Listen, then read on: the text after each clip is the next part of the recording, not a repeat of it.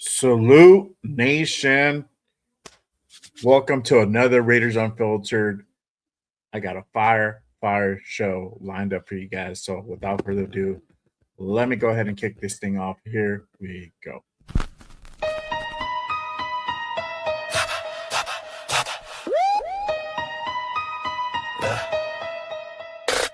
J Raider, the creator with the killer content, hot takes and the dopest. Gas Raider Nation, from Oakland to LA to Vegas. Nothing greater than the Raiders, only facts. Just Raiders, just Raiders, just Raiders. Stand up. Just Raiders, just Raiders, just Raiders. Welcome to the channel. It's called Just Raiders, baby. If you ain't subscribed, then you gotta try.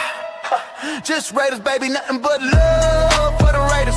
Been an OG before 93. Shout out to the nation, they always crazy.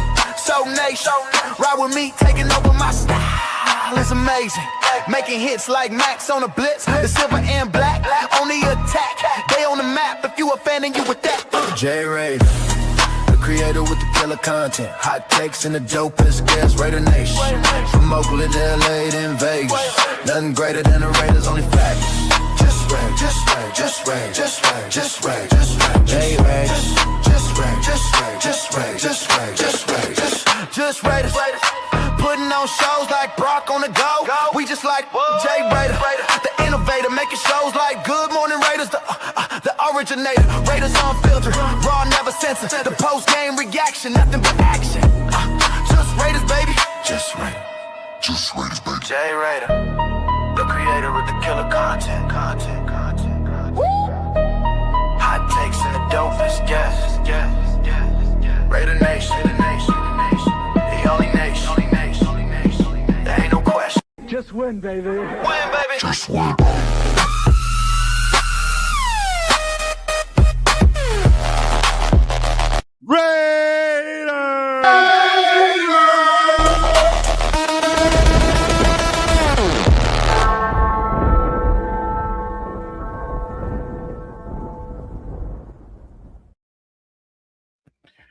Yo, what is good, everyone? Appreciate you guys pulling up and rocking with us this Saturday afternoon. Salute to everybody out there. Real quick, if you guys haven't done so, or you guys are new to the show, make sure you guys go ahead and hit that like and subscribe button on this channel, on my guys' channel as well. Appreciate everyone rocking with us. This Saturday, we got some exciting news. So before I go ahead and get into it, y'all already know I need to go ahead and bring out my guy. Let me go ahead and bring out my guy first. Raider Primo's in the building to go ahead and chop it up and talk about this exciting news that we have that literally just came out a few hours ago. Appreciate you, my guy, taking the time and rocking with me on this. Oh, hey, always happy to talk some Raider ball, especially when we got some breaking news. Hey, we've been wondering who was the guy, who was going to be the DC, and we got it answered today. Yes, sir, for sure. But before we go ahead and pull out the breaking news, got to go ahead and acknowledge the chat real quick. Shout out to iPanda in the building. What is good? Appreciate you pulling up and rocking with us, my guy. That profile pic is crazy. That thing was staring in my soul. My guy Alec in the building with the hold on, dog. Yes, sir. Appreciate you pulling up. My guy, salute to you. Let's see here. We are graced by the presence of the all-powerful CGR in the building. Yeah. What is good, my guy? Thank you for pulling up and rocking with us. Yes, sir. Rose Town, my guy in the building. One of my mods here at Just Raiders. Salute to you. Appreciate you pulling up. Salute. Let's see. Lecky in the building. What is good, my guy? Appreciate you pulling up. Anthony in the building. One of the new mods here at Just Raiders. Salute to you. Appreciate you, my guy, rocking with us on this Saturday. Is that Anthony couldn't get the green dot, so he got the wrench? Yep. All right. Hey, he got the sniper.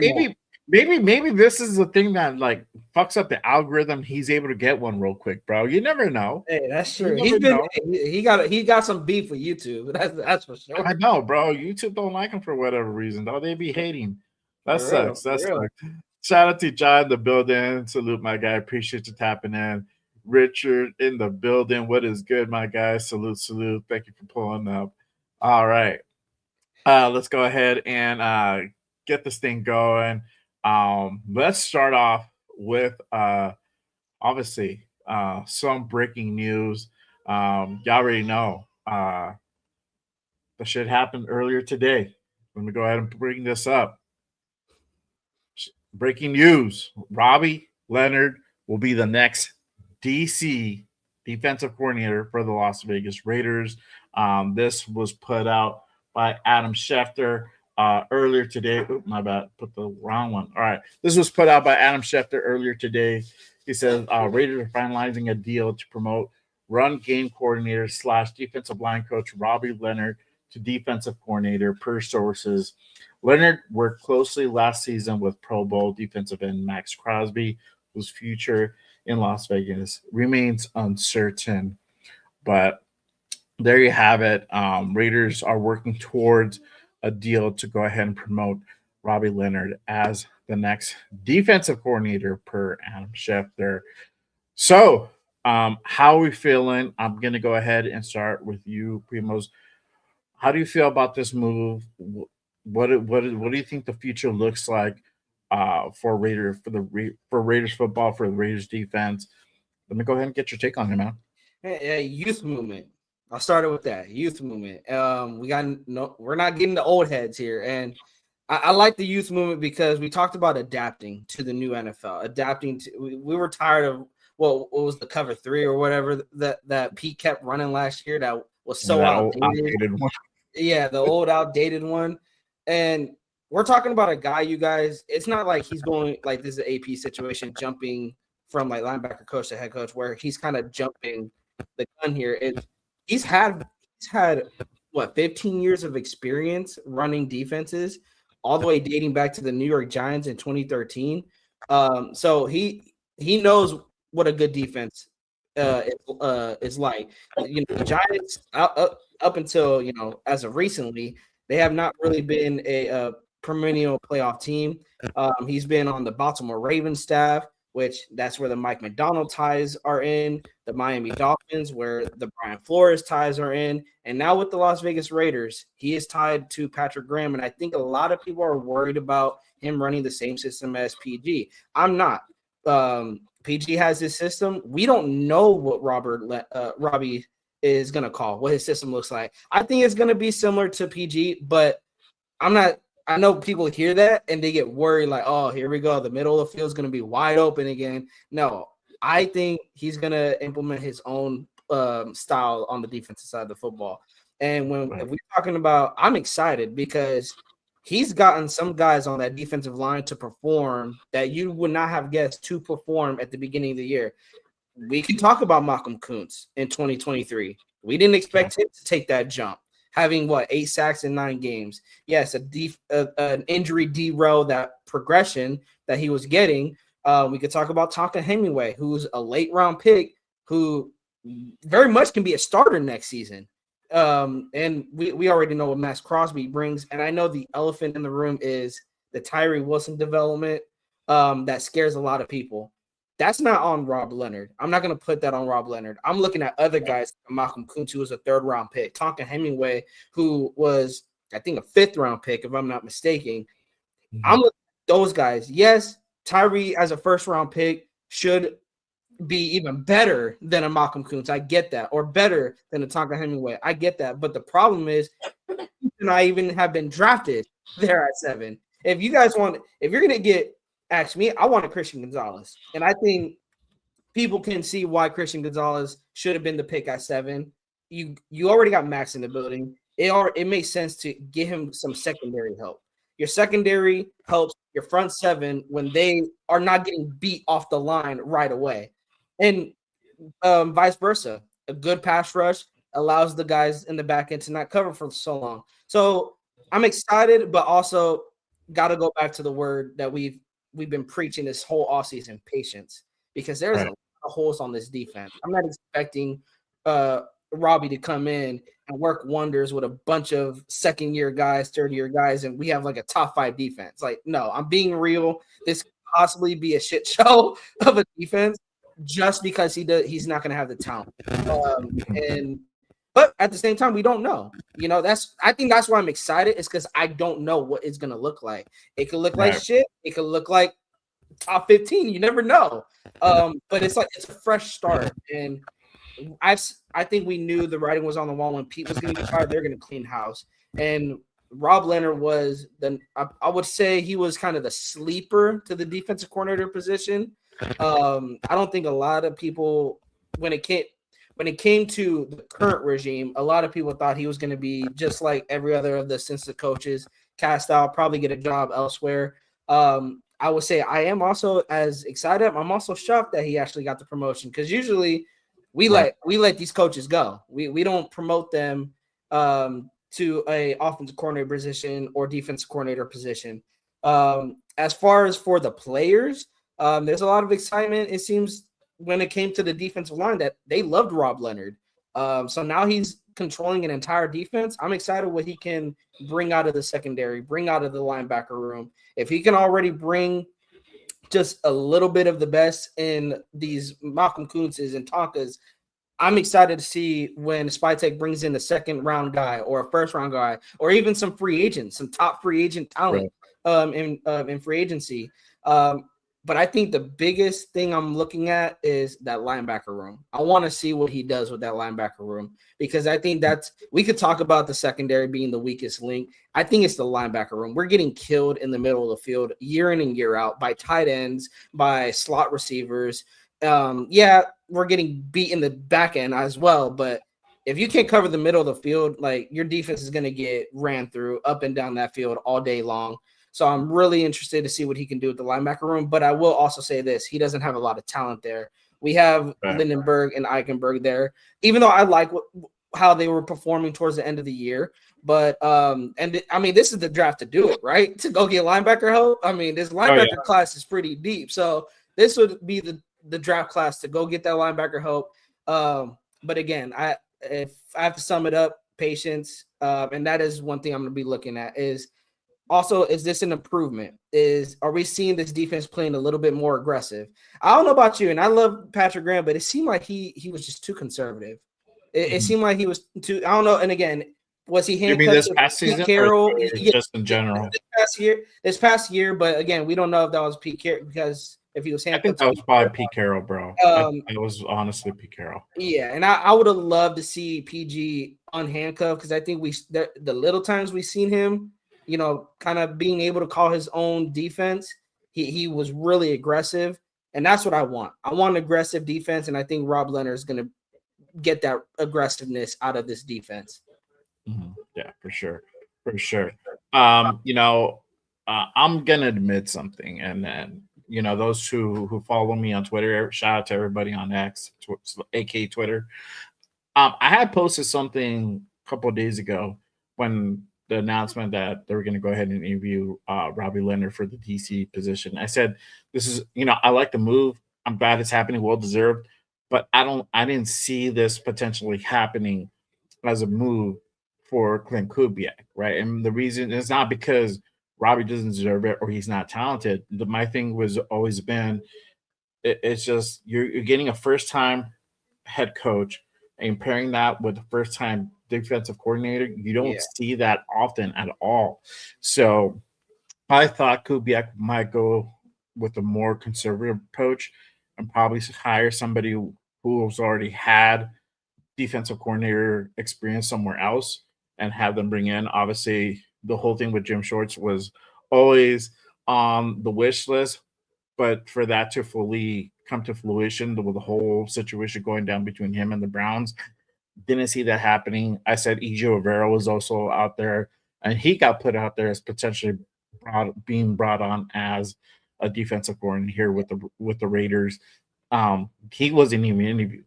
And so looking at the list of the people that they kind of interviewed, you can kind of tell this was kind of leading up to that. So you had, the Rams pass game coordinator, Aubrey Pleasant. He was interviewed. You had the Seahawks safety coach, Jeff Howard was interviewed. You had the defensive line coach, Demarcus Covington. He was interviewed. So these are all guys that really haven't had a DC position anywhere. So this is definitely on that young scale that you were referring to. Yeah. So when they interviewed Robbie, it's like, okay, I was waiting to hear a more experienced name being mentioned, and that never happened. So for this to kind of like be the next step, I am surprised because they are taking that flyer, but it is well deserved. I feel that it knocks two things out, right? You're promoting Robbie, which a lot of people have mentioned that he's talented. Yeah. And then two, you're also addressing whether you like it or not, because we talked backstage, there's some fishiness to it. You also address the Maxx Crosby issue because we know how Maxx Crosby feels about Robbie Leonard. Their relationship is pretty deep. So, and Maxx has vouched for Robbie before in the past for him to stay, and they done that for him. Now you see the progression of him taking the next step and becoming the defensive coordinator. This can possibly solve two birds with one stone. Now you are running the risk of it not working out with Robbie not really having the experience to run a whole defense himself. But I think if you're going to go ahead and take a flyer on somebody, might as well do it with somebody in-house who's also talented. I'm pretty sure Kubiak has that already gotten back to him. And the next question is what type of defense are we going to go ahead and see? But before we go into that part, let me go ahead and bring out our other guy. Again, this is big news. We need to go ahead and bring in our other guy. We just did a show. We did a show a few days ago, so definitely got to go ahead and bring him in. But let me bring in my guy Raider Will in the building. What is good, my guy? Salute what up, baby? We in here like fine wine, baby. Look at this. Hey, I know Raider Nation is a little worried with Robbie Leonard, but check this, baby. We already knew Seattle wasn't going to let all these coaches go. Everybody was like, dirty, this guy, Schwartz. Bro, the Raiders are in no position to be trading for a player or for a coach. We're not going to give up players for a coach. So what do? We say, all right, man, ain't no worries. We ain't scared. We're going to go look in-house for a guy that's quality, for a guy that can come in and fill those shoes. Hey, you're right. Are we getting a chance? Absolutely. But why not go young? Why not bring somebody up in your own house that knows all your dirty laundry, that knows how to handle the Maxx Crosby situation? I'll be like, hey, it's a straight out win, baby. Y'all know what it is. Yeah. Shout out to Samir. Looking like the motherfucker that gave me a speeding ticket last month. Went from looking 18 years old to lieutenant of the Air Force. I had to clean myself up, bro, for Valentine's Day. I had to clean myself up for Valentine's Day. No, GQ. Gotta look good today on point, bro. Shit, there you go. How you feeling? Let me ask you, how you feeling about Robbie Leonard getting the nod and get promoted to defensive coordinator? Bro, like I said, right now the Raiders, we are not the most attractive job. We're not like this, like everybody wants to come here, right? And we're saying, oh yeah, Jim Schwartz. What are the Browns going to want? They're not letting him out of his contract. They're going to want compensation. All these high-name defensive coaches are not being let go. And the Seahawks are not going like, oh yeah, go ahead, take whoever you want. I'll be like, they have certain coaches that they want to retain. Yeah. People were saying, hey, Carl Scott's going to come. Now it's saying that Carl Scott's not going to come. So I'll be like, what do? You turn every stone, just like we did for the head coaching job. You can go out there, you can look up for whatever coach. I don't care. And here's the thing. People go like, oh, well, these coaches are unproven and this and that. Every coach is unproven at some point in time. We have to go out there and we have to take a chance on this young man. If he's been sitting there in the tank waiting his opportunity, bro, it's stupid of us to go outside of our house, bring in another guy that doesn't know the players that he's taking. At least Robbie Leonard knows the players. Yeah. Right. Yeah. He can go in there and say, hey, how do we deal with Maxx? Hey, how do we deal with this situation? At the end of the day, those are key points that people miss. People want these guys that are experienced. I get it. I wish I could get Jim Schwartz. I wish we could get those guys. But at the end of the day, bro, we can't. And we can't give up draft picks in order to get these coaches. So let's just keep it a B.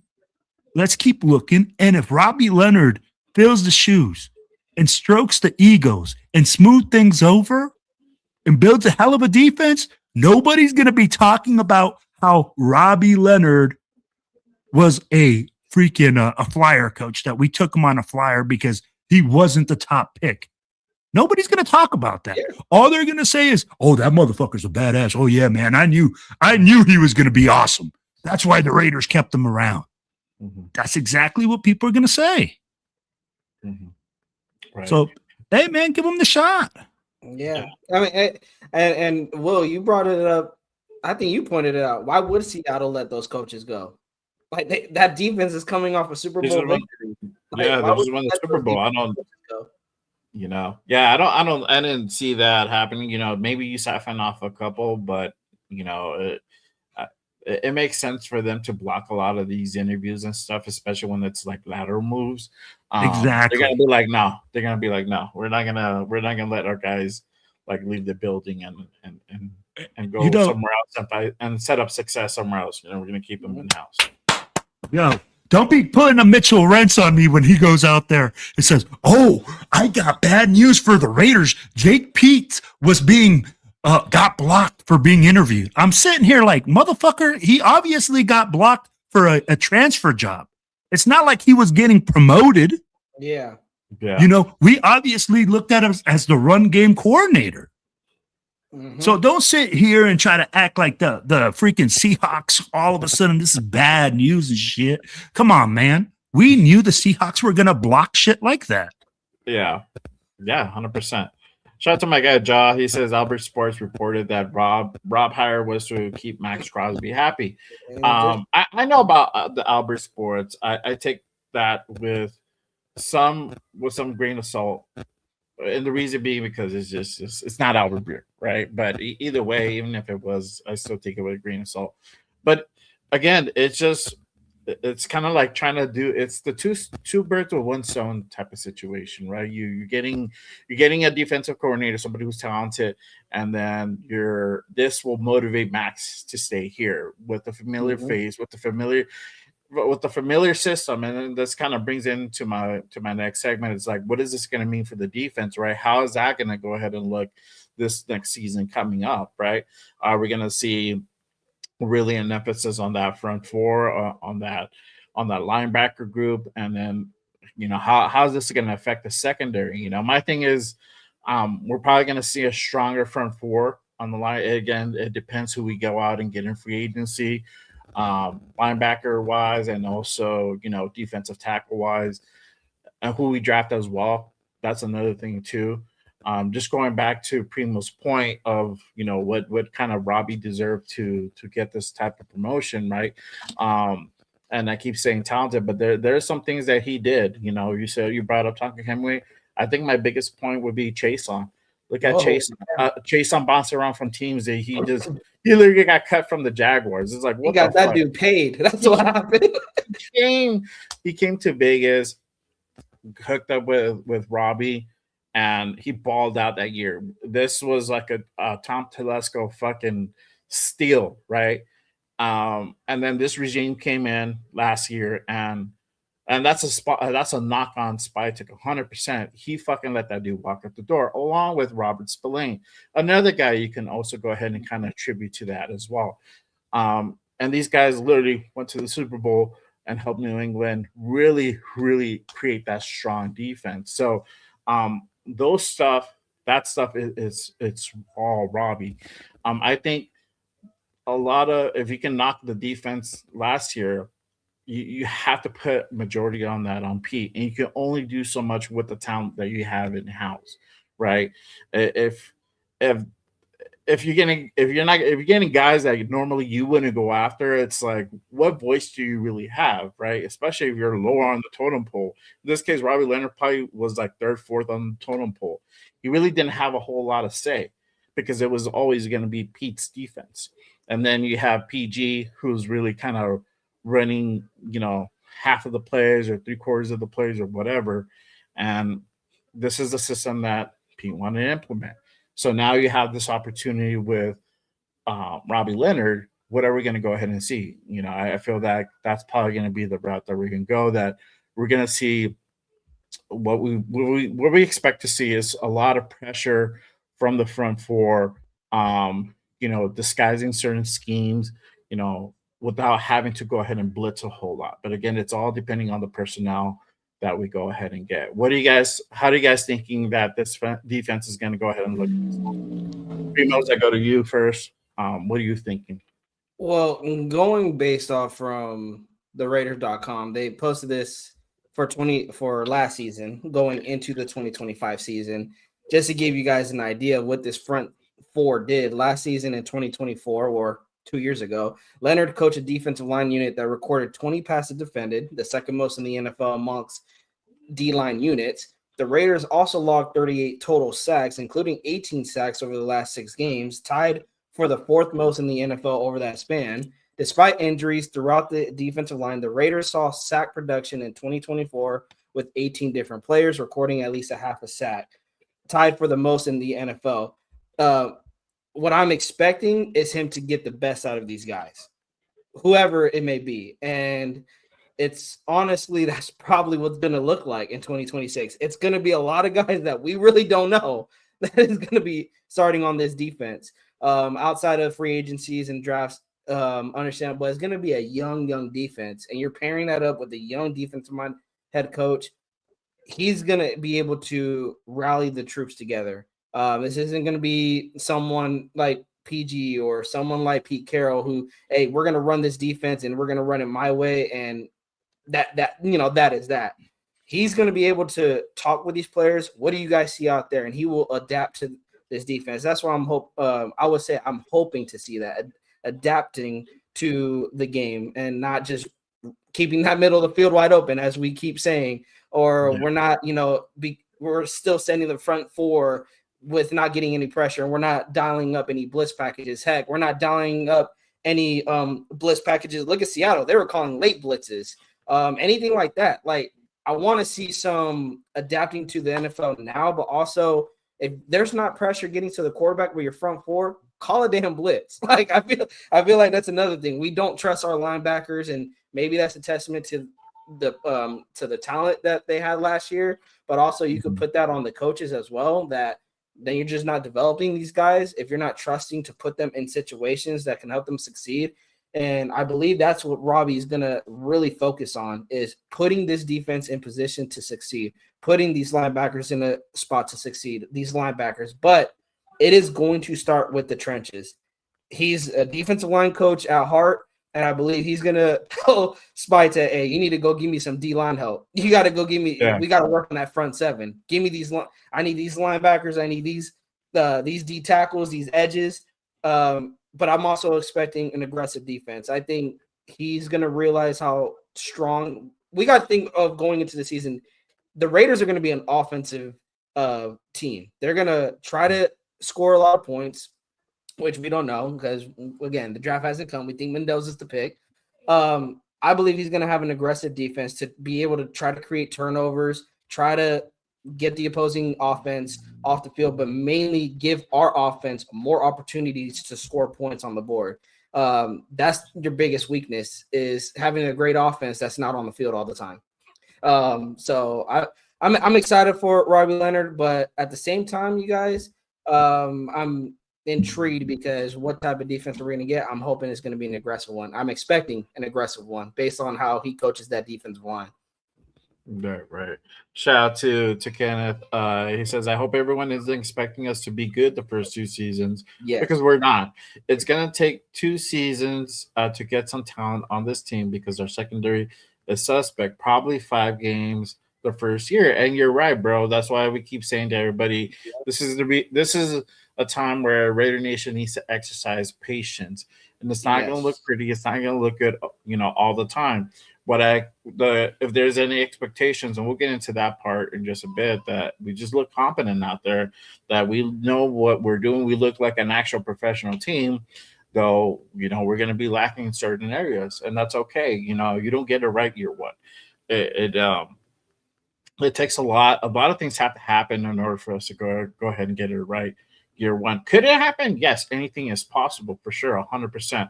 But for it to actually happen, that's probably going to be highly unlikely. My thing with Robbie, and I hope that he doesn't get one and done. I think the Yeah. defense has to look really, really bad. Like we got to be bottom end again for Like, him like to be terrible too, and to be terrible. Like shipped out to last get in his boots. Like, sacks, last in yeah, turnover. Yeah. right, exactly. I don't see that happening. I see that. Um, I see us, probably improving, but not a whole lot. I still see us towards the bottom, but I see us a little bit better than this last year they just went through. And the scheme wise, I wouldn't be surprised we see a lot of influence from Patrick Graham. To be honest, they were together for last 3 years, literally working directly Yeah. under the guy. I wouldn't put it past Robbie using a lot of like different schemes that normally Patrick Graham would go ahead and dial up. Mm. Let me ask you, well, what do you expect, or what do you think this means for the defense with Robbie Leonard here? What do I expect? That's a good question. Hey, I'm going to tell you something, man. I am going to expect effort. I will no longer see a Raiders player give up on a play in order to give up a touchdown. I will not see a Raiders player not do what they were supposed to do and do their job. Okay? I expect the players to be well coached. I expect our in the box defense to be solid. He's a linebackers up front guy or defensive line coach. I expect that our defensive line should be playing a lot better in order to help our backside.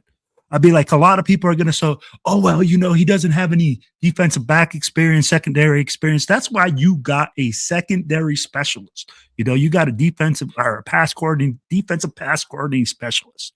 You can bring those guys in.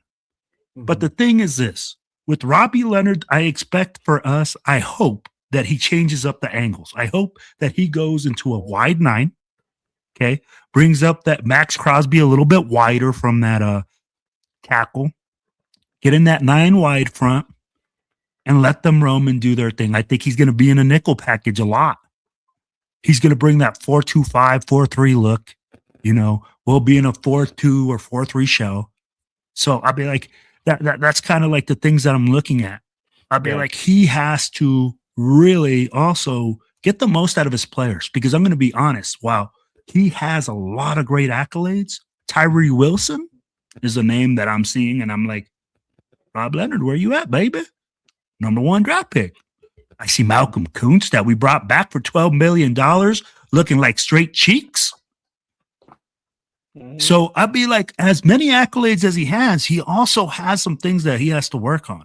So what I expect this year is a lot of things to change. I expect the defense to come out and play with a lot of heart. There's going to be a lot of mistakes. I think that people are going to have high expectations, but I agree with everybody here that's saying about 5 wins.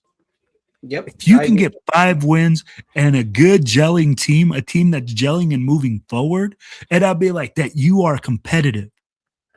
And that you go out there and you say, hey, man, we are out there fighting every game.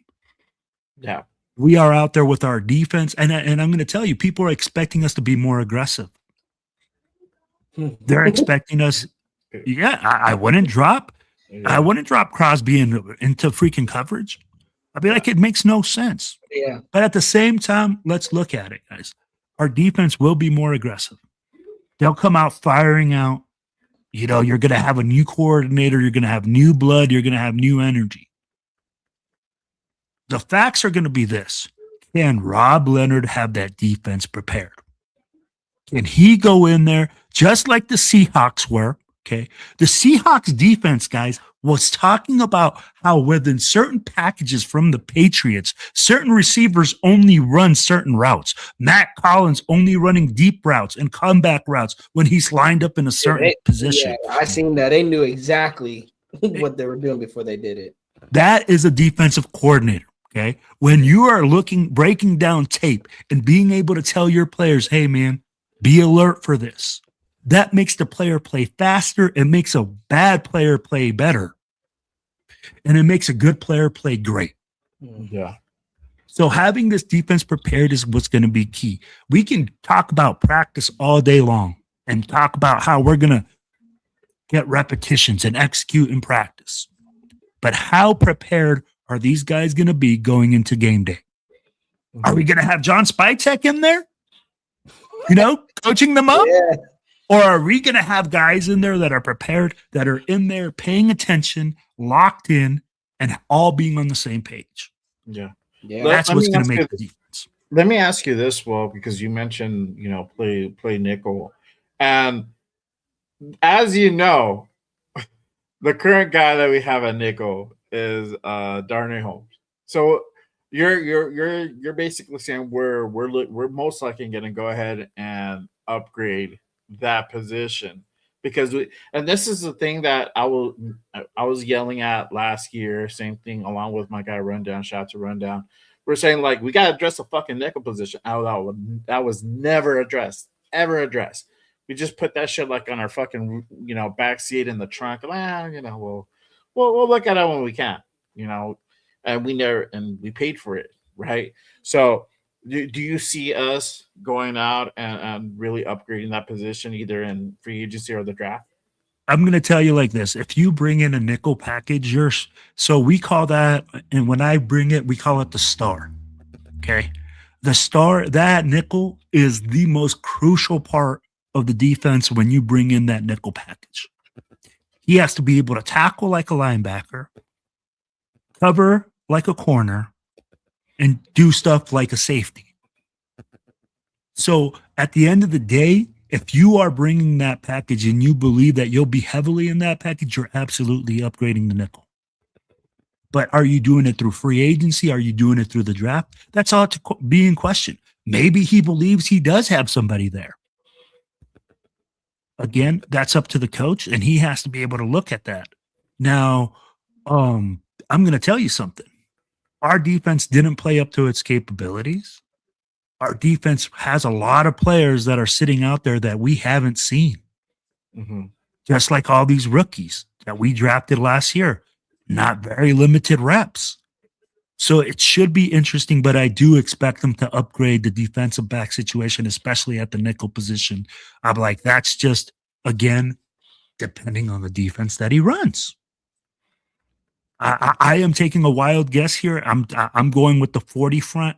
He might go into a 30 front, which I don't know who we would have that would play nose tackle, because when the 30 front, you usually have a nose that is a double A gap player, and I don't see us having a double A gap player right now.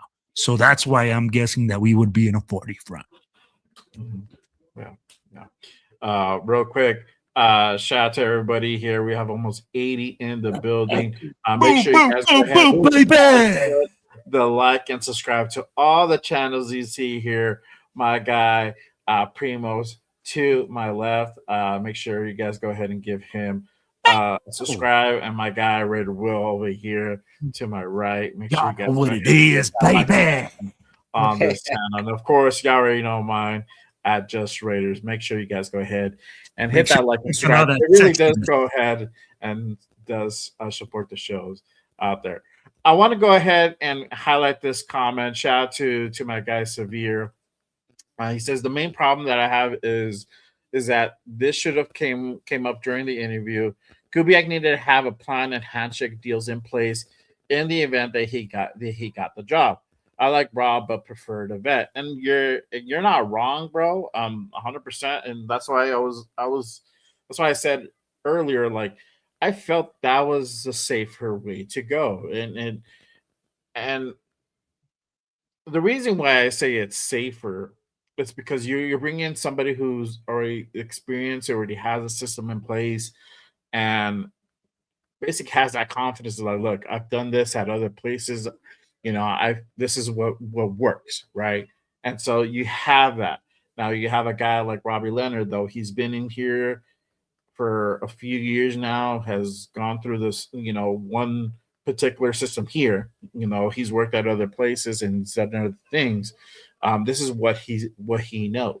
So I feel that we're gonna go ahead and see a variation of that. But yes, the safer thing to pair up a first time head coach is pairing them up with a more experienced either offensive coordinator if it's a defensive minded guy, or if it's an offensive minded guy with an experienced DC.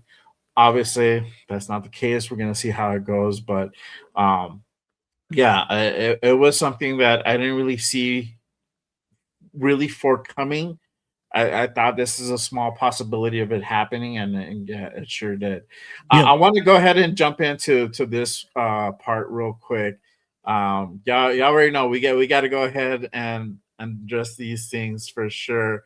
But let me go ahead and bring out the rumors. Love rumors.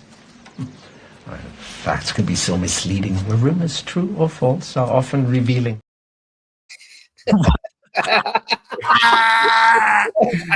Yo, hey.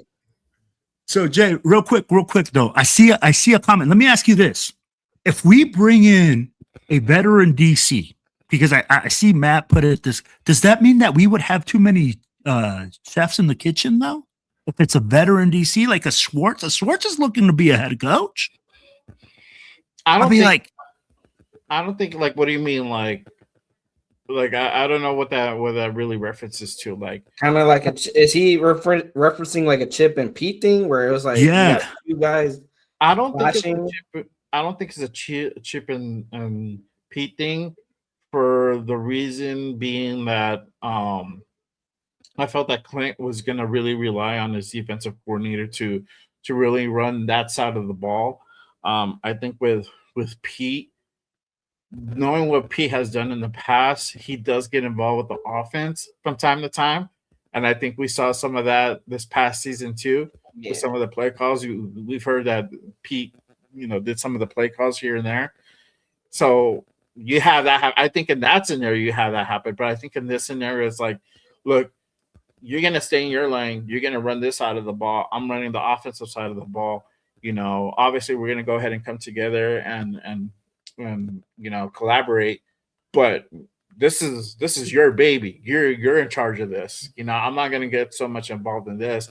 I'm not going to go ahead and try to dial up a scheme for you, like that type of scenario, or tell you need to go ahead and play these guys, so much. Though he could, I don't really see that happening. I think Clint's so dialed up in the offensive side of the ball, I don't think he would have that happen per se. But okay. I wanted to go ahead and obviously we gotta talk about this. Oh. Now that Robbie's here, that Robbie's staying and he's getting promoted, what does this mean for Maxx Crosby? As you guys know, the rumor mill on Maxx Crosby has been running rampant and crazy for the last few weeks, going on 2 weeks now. We've heard shit from like Maxx is pissed about being shut down, to Maxx never wanting rather retire than play for us type of scenarios. I think I've heard them all. The latest that supposedly it's on Tom Brady and the wellness coach Alex Guerrero that works for the Raiders, that there was some bad or miscommunication that happened between both of them, that there's some feels in there. There's some bad feelings in there. There's some animosity or whatever. And so the rumors of him potentially departing have been probably stronger than it has in the last couple of years. But what does this mean now that obviously we got Robbie who's going to be running the defense. He's going to be here for at least another year or two, if not longer. Was this a move obviously to not only appease Maxx and to make Maxx stay? What are you guys' thoughts on it? I'm gonna defer to Will on this because Will's like he's like a dog when he sees a piece of meat. He's ready to go. So what are your thoughts, bro? Hey, hit me with the romantical music right now because we are on Valentine's Day and the Raiders are wooing Maxx Crosby, baby. I don't know if there's any romantical music, but I could play some like a little bit of music for you if you want to. All right, are you ready? Are you ready, Jay? Are you ready? All right, baby. As y'all know, right now, the Raiders are pulling out all the stops. Not only are we gonna get you Kubiak, baby, but Maxie, baby, we know we fucked up. We know we treated you bad.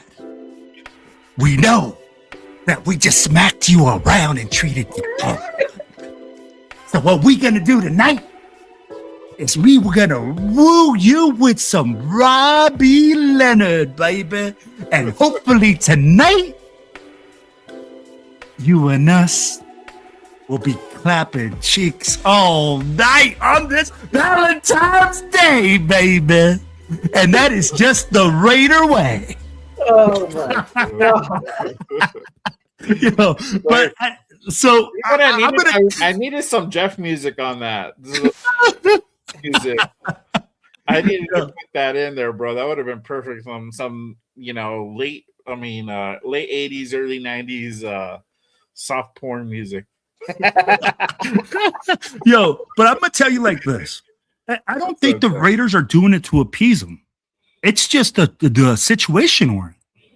Guys, we all said it.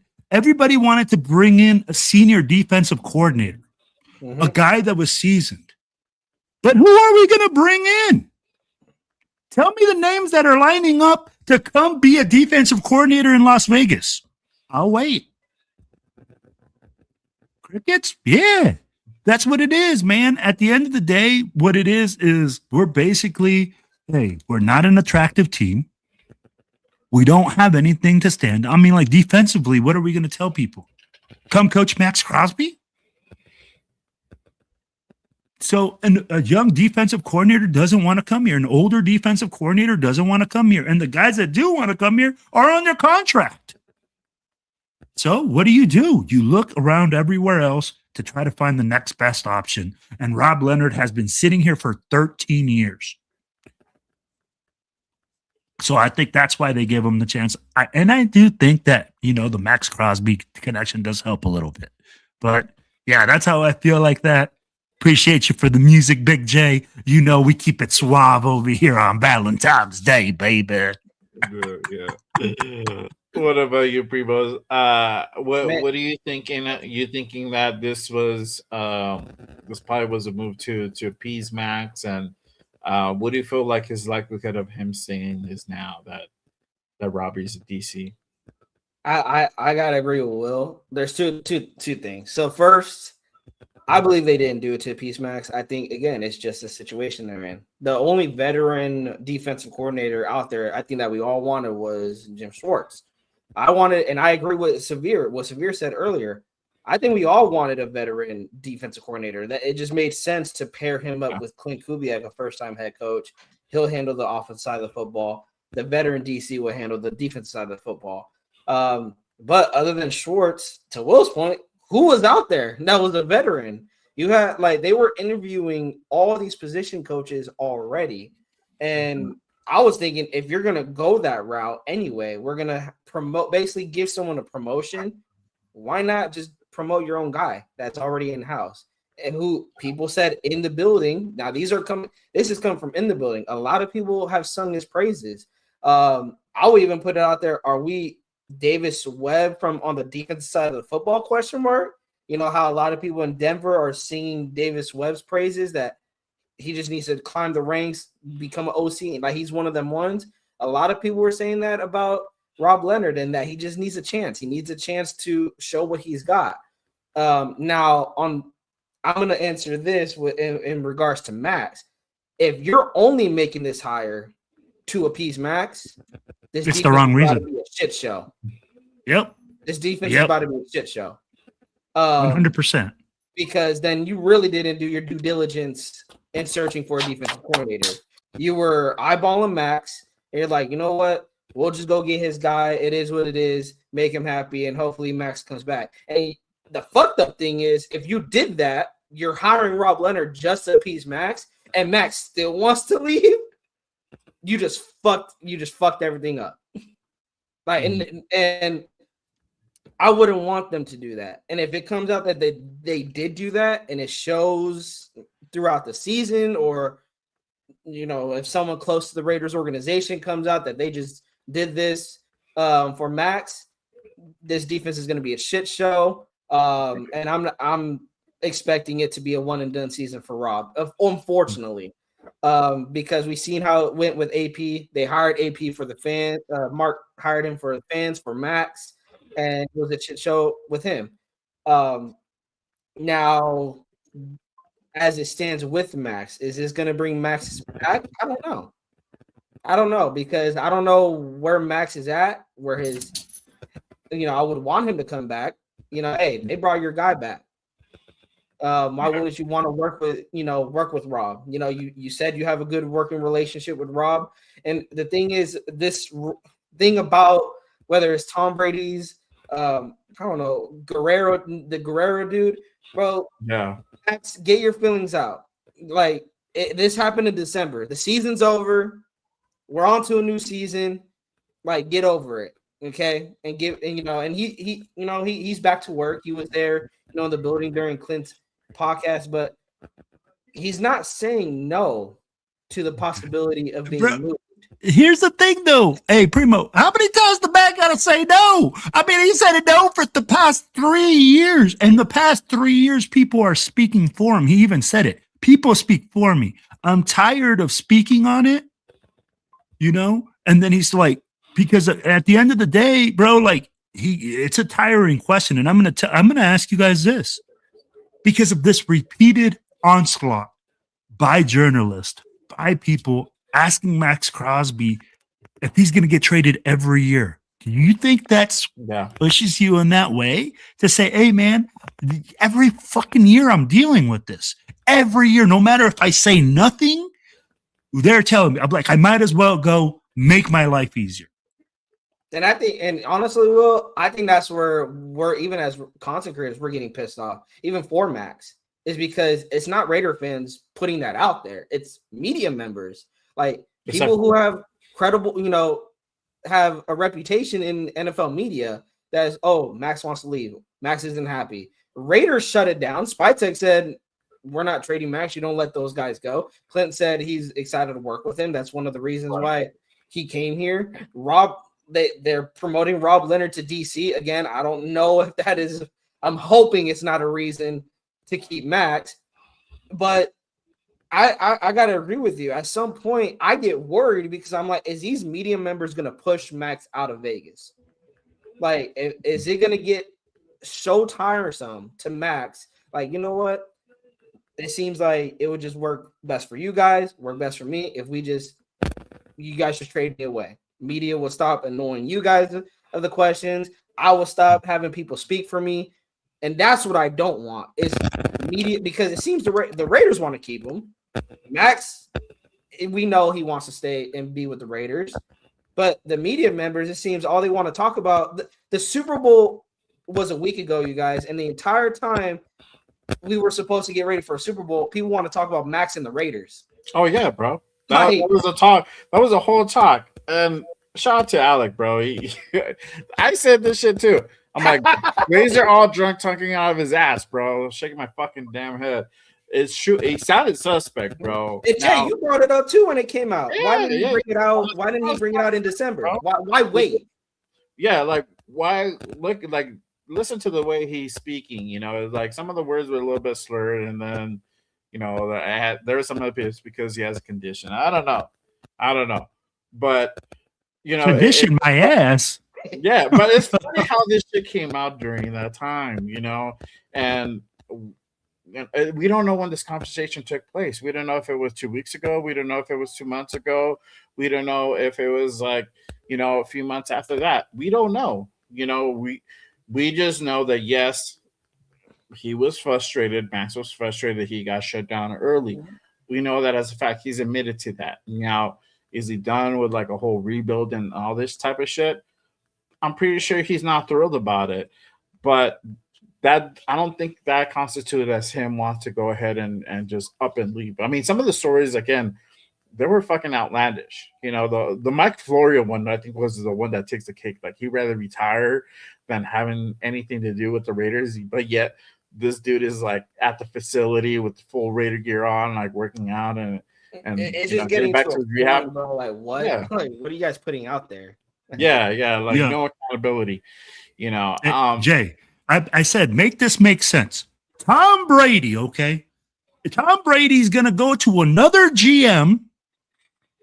Hey, my best player, or John Spytek, or John Spytek, or one of the two top guys are gonna go to another GM and go, my best player just told me that he would rather retire than play for me. And that's going to get you maximum trade value? Come on, man. I mean, like, we weren't born yesterday. If your best player tells you, hey, I want out, you're probably going to shut the fuck up and start calling all these teams and being like, hey, man, we're trying to figure out what you can get in trade value, but you're not going to tell them, hey, this guy just said he'd rather retire at 27 years old than play for me. Yeah. It don't make no sense. It does not make sense, and that's I get what Bebop is saying, but we also gotta. I get Max is a competitor, but let's not act like this guy is like limping on one leg. Like, bro, I don't know how many surgeries this dude has had, but sometimes you got to protect the player from himself. Yeah. Like we were all upset when Brock was playing on a knee injury. Like you don't want to and Max has to understand that. Do you want to play for 4, 5, 6 more years, 7 more years, or do you want to have another knee injury next season, and that could be a career altering injury that forget sitting out for 2 games, you might be done for the rest of your career. And that's what Max needs to understand. They were shutting you down. Yes, do people want to think we're tanking? They shut everybody down. They shut Brock down. Outside of Genty, they shut everybody down. Like Spytek was like, this season is done. What are we playing for? I get Max wants to play for pride, but dog, dude, you gotta come to your senses. It's like, let's get ready for 2026. Okay. 2025 is over. And maybe I would say this also. Max probably was upset, in which we all can agree. He likely was upset getting shut down. He's a competitor. But I do believe that the media members, he may have talked to some media members or maybe some guys he's close with, and they're putting words in his fucking mouth. Like I wouldn't count on it. And that they're spinning it.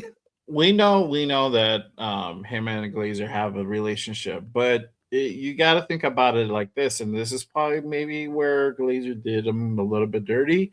But it's like when you're having an issue, you're gonna go ahead and talk to your boys, to the people that you're cool with, like, hey, this is going on, I'm not feeling this, or yada yada yada. Everybody does it. Yeah. But there's certain things that should not be put out there, and there's things that are okay to be put out there. So was that the thing to put out there? Probably not. But Glazer took it because he wants to be relevant for whatever reason. We don't know his full agenda, whether it be clicks, whether it be relevance for clout, whatever.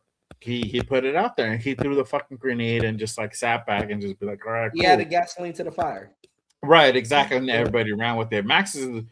Anything Max related is always going to be news, right? And anything that he says is always going to be dissected by with a magnifier. It always happens without fail. So he can be like, oh, he liked this dude, he liked this quote from this dude. Does that mean he wants out? Like, what? Like, it's just him liking something. It doesn't mean anything. And this happens to everybody too. There's other people in the limelight, not just Maxx Crosby. So again, it's just it's just funny how certain things always get stuck to Max, and I think we're here again, and it is what it is. My I've said this before. Look, if Max wants out, Max should say something that he wants out, but not to us, to Spy Tech. Letting him start the process of him shopping him around, and if there's a time to move on for Max, the time is now. Don't wait another couple of years. Yes, your trade value is going to diminish, and I tell the people this all the time. Like, you're not going to get three firsts for Maxx Crosby. It's no way. You're not. Unless you fleece somebody, then you can. But for it to really happen, I think realistically, we're probably going to get like a first and a second, or maybe like a first and 2 seconds type of scenario. You might be able to go ahead and get two firsts if the right person comes along. That's more of a realistic thing, and I think you're still fleecing somebody with that. The value, the trade value of these players always diminishes. It does, it depreciates. So, and especially Max now being a little bit older, having him go through a couple of surgeries already, having him having some injuries already, I'm pretty sure that that value is starting to diminish. You can get a first. I don't doubt that, but to get more than get another first round pick on top of that, I think now it's starting to become a little bit of a stretch. And this is kind of what's been out there. So I don't know if it does happen. Like I said, it should happen now. It shouldn't wait until next season, the season after that, because you're not going to get what you normally would get for a guy like Maxx Crosby. But I really think that now with Robbie here, I don't see that happening. I think it's a two bird with one stone type of situation where they felt Robbie was probably the best candidate to go with. You're getting somebody in house, you're getting somebody who was talented. Again, this guy has developed guys, and you can totally attribute the resurgence of Caleb on Chase on to him. You got Kuntz as well, though Kuntz has his shit. I don't know if Kuntz stays or not. And then Spillane. Spillane is another guy as well. They can go ahead and kind of attribute to that as well. So he has talent. Now, is this going to go ahead and translate on the bigger scale? That is yet to be seen. So I don't know necessarily what's going to happen, but I think Max stays. I think this is probably a good move. I think it's going to work out. We just probably won't see that happening fully in year one. It'll probably take till next year until we get all the pieces lined up. That we'll probably see this defense as what it should really be. But all depends on what we do in free agency and the draft, how aggressive we are there. So for sure. I want to move on to this. What's next for the Raiders after Robbie signs? Obviously, there's still some positions to be filled, and I want to kind of go ahead and go over the hires that have been done and some retained. Some people have been retained as well. So let me go ahead and put this one out there first. Raiders go out, aside from the Robbie Leonard news. This happened a couple of days before, like a day before. Raiders went out and hired Mike McCoy as their assistant head coach. As you know, McCoy spent some time with the Titans. He worked out there as well. So, and then he was also in Denver. So he's had some hands in the pie, but most notably, he came with the time. So he worked with Cam Ward out there. That's one of them that happened as well. You have also Coach Woods. Woods has also been retained as well. He is staying on with the Raiders. He's the defensive pass game coordinator. And he's going to probably be a big asset. And again, having that continuity there with Robbie, they're going to be working probably even closer than they probably normally would, and having Robbie really rely on Joe to go ahead and get that part of the game cinched up for sure. So, how are you guys feeling about these hires and these guys being retained? I'll start off with you, Primos. How are you feeling? What are you thinking? And with Mike McCoy, man, I think him and Clint, they're waiting for the draft. They're waiting for the draft and getting their hands on Fernando Mendoza. Now Fernando's going to have two coaches that is going to be able to help develop him. Now, does this mean he'll start year one? I don't know. I wouldn't. I would prefer him not to start year one. I think they still got to go out and get a guy. But also, we're talking about a veteran presence in Mike McCoy. He was a head coach before. This is Clint's first, stint as a head coach. He could, Clint can lean on Mike McCoy, and it seems they both have a relationship going back to those Denver days.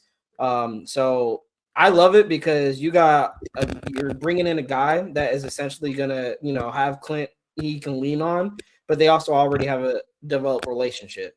This isn't going to be egos clashing, and there might be, disagreements here and there, but it's going to be a calm, cool, collective conversation that they can have with each other.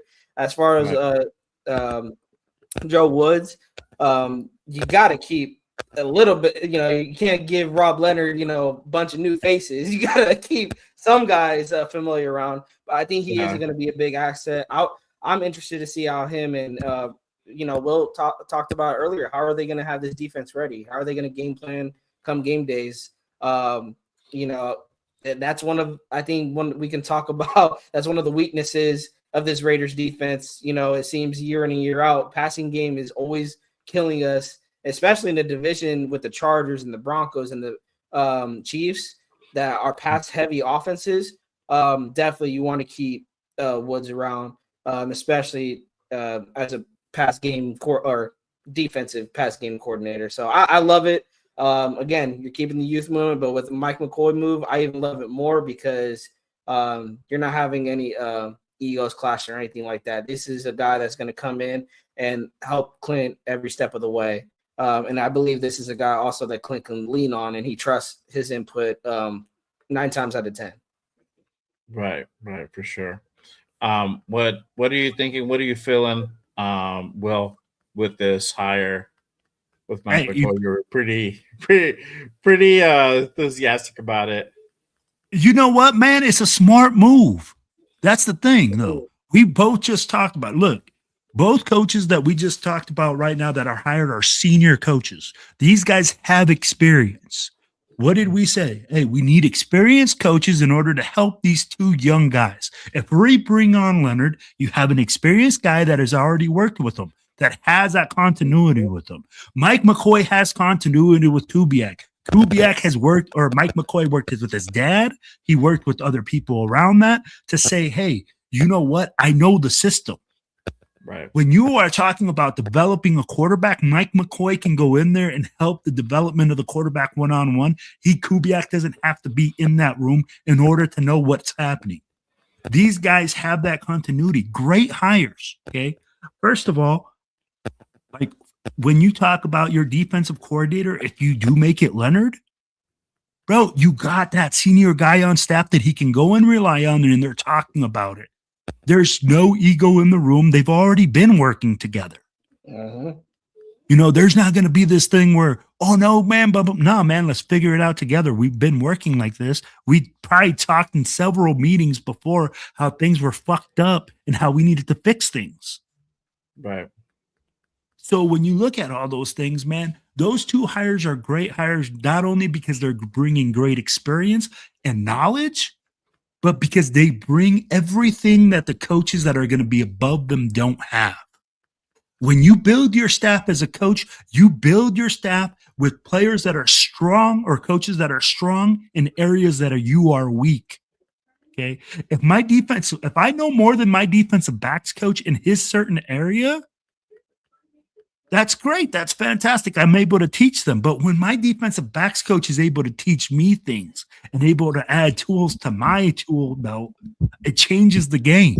And that's what's going to happen with Robbie Leonard. He's going to have guys that are experienced in those positions, in my opinion, and he's going to get feedback from that in order to help him develop and grow. And you're going to see the same thing from Kubiak, from Mike McCoy. I'm glad you said that. Well, I mean, Kubiak said that in his intro presser that it's going to be a collective effort between all the coaches.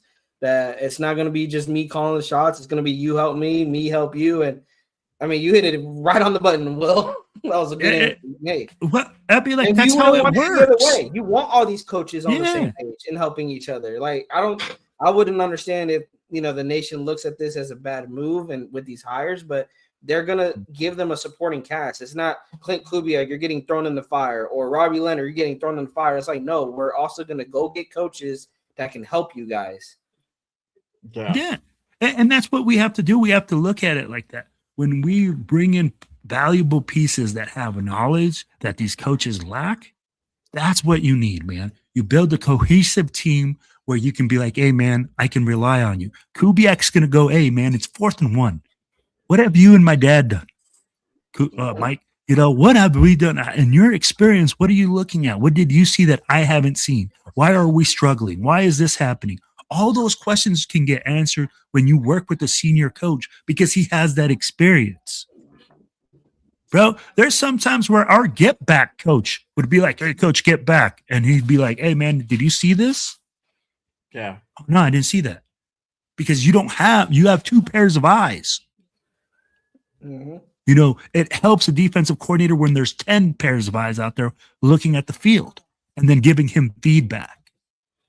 Yeah, so that's why I think it's great. But hey, fellas, I'm going to have to jump out of here. I hope you guys have a great Valentine's Day. I got to go get ready. And I hope that you guys get all done up just like the Raiders have, baby. And we starting to look pretty. Hey, finally, man, the ugly girl at the prom is starting to get some dates. We're starting to hook up and we start to go forward. There you go. Salute, fellas. Bro. Hey, thanks for my guys. Salute to you. Yes, sir. Yes, sir. I know, man. For me, like, my Valentine's is indoors. All the kids are sick. Wifey's just getting over her flu and stuff, and then, man, I hope I don't get sick. Dang, sick during. Hopefully, yeah, we've gone through it, bro. It's like a wave just like passing through. So hopefully I don't get sick. And then also I said I was gonna do a live when we get the defensive coordinator here. It's done, and I don't know if I'll be on Monday. Hopefully, if I'm good, yes. If not, probably not.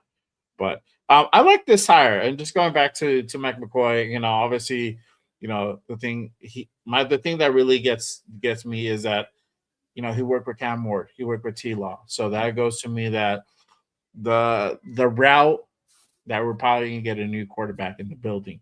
I think we're going to move on from Geno. And like I've said before, time and time again, I think we need to move off from Geno, move off and move on. For the reason being is that there's too much, but I think there's bad blood now between us and him, the team and him. I think the team might feel a little bit more cool about it than probably the fan bases. But I think that for Geno to fit in like in a Clint Kubiak system, I don't know. It's a hard one for me, but you're running the risk of poisoning the well, right? Yeah. And then obviously they got rid of Geno the year prior when Kubiak came in, and he was like, nah. The whole thing, I think he liked Sam Darnold, and they were going to be Darnold all the way, and they were able to go ahead and pull that move off, right? So hats to them. But I think it's going to be the same scenario here. I think there's just too much bad blood. The performance is too bad, but so bad that they're probably going to go ahead and move off from him. And especially if you're going to go ahead and drop a guy like Fernando Mendoza, you're really running the risk of poisoning the well, which you definitely don't want to go ahead and do. You don't want to go ahead and ruin any of this kid's confidence or any of the culture there, because that's definitely what you want to go ahead and do. And especially if you're your new coach, that is so important, really setting the culture and creating the culture out there. And it sucks for some of the guys who are already there, like Max, like Colton Miller, that having to go ahead and go through this again for like the 4th, 5th time. It sucks, but it is what it is. But you're going to have some new guys there. You're going to have some new players. Some players are going to leave, most likely. And you need to go ahead and have that established, right? The vets are going to go ahead and do what they have to do and get behind the new coach. But it's so important to have that. And we saw what happened on the field defensively. Max was arguing with Rob. He had some public arguments with Devin White. I don't know if these guys are going to stay or not. I wouldn't cry if these guys depart this Oh yeah, season. me either. It's Yeah. going to be a young team all around too, like not just offense. We talked about the offense being young. This defense is going to be very, very young, very, very young. I don't want us to go too young because obviously we know what going too young is, or just going with a lot of rookies. Pats just went through it, and you look at what happened at their offensive line. You have to have that mixture of vets with rookies, with the younger player guys, those sophomores, the guys going through their second season. We have a good amount of dudes that are in the building that are going to be on their second season, so they're still impressionable. You want to have a good culture. You want to go ahead and have some leadership there to go ahead and take the reins. So, we'll see what happens with that. And I'm very eager to go ahead and see what type of moves we do, as far as free agency in a few weeks, literally about just under a month. We're under a month away for agency to start. I wanted to ask you this question, right? And we talked about it a little bit briefly during your show the other day, but what kind of expectations should there be for Clint now, being the head coach in his first year? What type of expectations should there be for Clint, if any? What are your thoughts about this? Player development. I think no one should be expecting wins. That's the first thing, is that, I'm seeing a lot of people saying, 5-12, like they're trying to be a negative. They're not being realistic. They're just saying it because they want to bring down the nation. No, you're being realistic. It will be 5-12, but is it a 5-12 because we're terrible, or is it 5-12 because we just need to get our feet wet? We need to get continuity with each other. They need to build up the relationship. And again, this is a first year for Clint Kubiak. It's not just going to be a 1 year, fix it ideal where he's going to go 12-5. I'm not expecting wins. I'm expecting player development. I'm expecting Jack Bech to take the next step in his second year. I'm expecting Ashton Genty to take the next step. If Fernando Mendoza, for some reason, starts playing, plays in his rookie year, I want to see how he develops Mendoza. Is Mendoza going to be getting better each week? Is he going to be playing worse each week? But also being a leader of men. How are you not just from the offensive side of football? How are you rallying the troops, rallying the entire team? We talked about, is Rob Leonard going to have the defense prepared? Is Clint Kubiak going to have the team prepared? That is what I want to see. I think, and also I think it's an understatement with the halftime adjustments, but just how are they going to come out in the second half? If they start sluggish in the first half, I always live by, it doesn't matter how you start, it matters how you finish.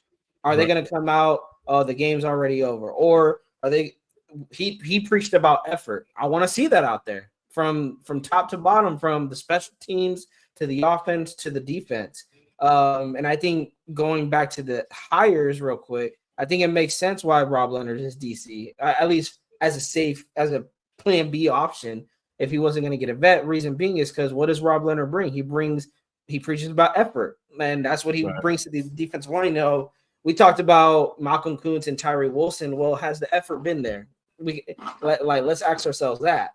Has that effort been there? And I think that's what I'm expecting from Clint as a head coach is I expect these players to bring effort from special teams. I don't care who you are, down to the 4th-string player, that they're going to bring effort and that they're going to be competitive. Yes, I know we don't like using that word because of last year, but I'm expecting competitiveness. Is it going to equal wins? No, but I could live with Raider games being like that Texans game. If we have 12 losses and they look like that Texas game, which we might get blown out. Let's be for real. There might be some games we're going to get blown out, but if we have majority games where we're competing, we're in it, we're making teams earn their wins, I can live with that, because then you're going into next season like, yeah, we're 5-12, but we could have beat some of these teams. They felt the Raiders. Like, yeah, they beat us, but they felt us. And next season, going into 2027, Now you just add a few more pieces, and you get better and better each year. And if we're talking about expectations as Clint for this 5 years, if I could put that out there, it's just getting better each and every year, each and every week. I'm tired of the Raiders being the laughing stock of the NFL, where it's like, oh, that's the Raiders. We'll get back on track. We have a 5-game losing streak, but we got the Raiders, so we'll get back on track. Like, they circle us as their get back game. I'm tired of that. And I think Clint's going to have these boys ready to go come game day. But yes, it's not going to equal wins. And I know people will say that's like, oh, that's kind of contradicting, but it's not contradicting it's not because it's not going to be a 5-12 season as if we suck. It's going to be a 5-12 season because you got a first-year head coach, you got a first-year defensive coordinator. It's going to be a young team, adding some vets in there, but you're going to have probably Fernando Mendoza, a young quarterback, starting in the season. Me personally, if I'm going bridge, I'm putting Aiden O'Connell out there. I know a lot of people don't want to hear it, but I'd rather just put Aiden out there because Mendoza is going to be the starter for the foreseeable future. We got Genty going into year 2. We got Brock going into year 3. Besh going into year 2. Dante going into year 2. I really want to see what these young guys can do, and that is who I'm looking at. And they're going to be a testament to how good of a coach Clint really is, and if he could bring the best out of those guys. Right. Yeah. Yeah, I agree. I mean, I don't think there should be any type of expectation, but just to look competent out there, looking like we're working towards getting, better. That's what I want us to go ahead and look like, to be in the fight with some of the games that normally we probably wouldn't be in. And like you just said, stop being that bounce back team. That team that you can go, you're going to go ahead and play the Raiders is going to be your bounce back team. Like you guys were probably like on a 2-game losing streak. You're going to play the Raiders. All right, cool. We know we're going to go ahead and get that one in the bag type of deal. Like it should be a fight every game. Like knowing like, damn, we're going to go face the Raiders. Like, yes, they might not have the best record, but it's going to be a fight. They're going to go ahead and take it to us. And so we got to be prepared. Yeah.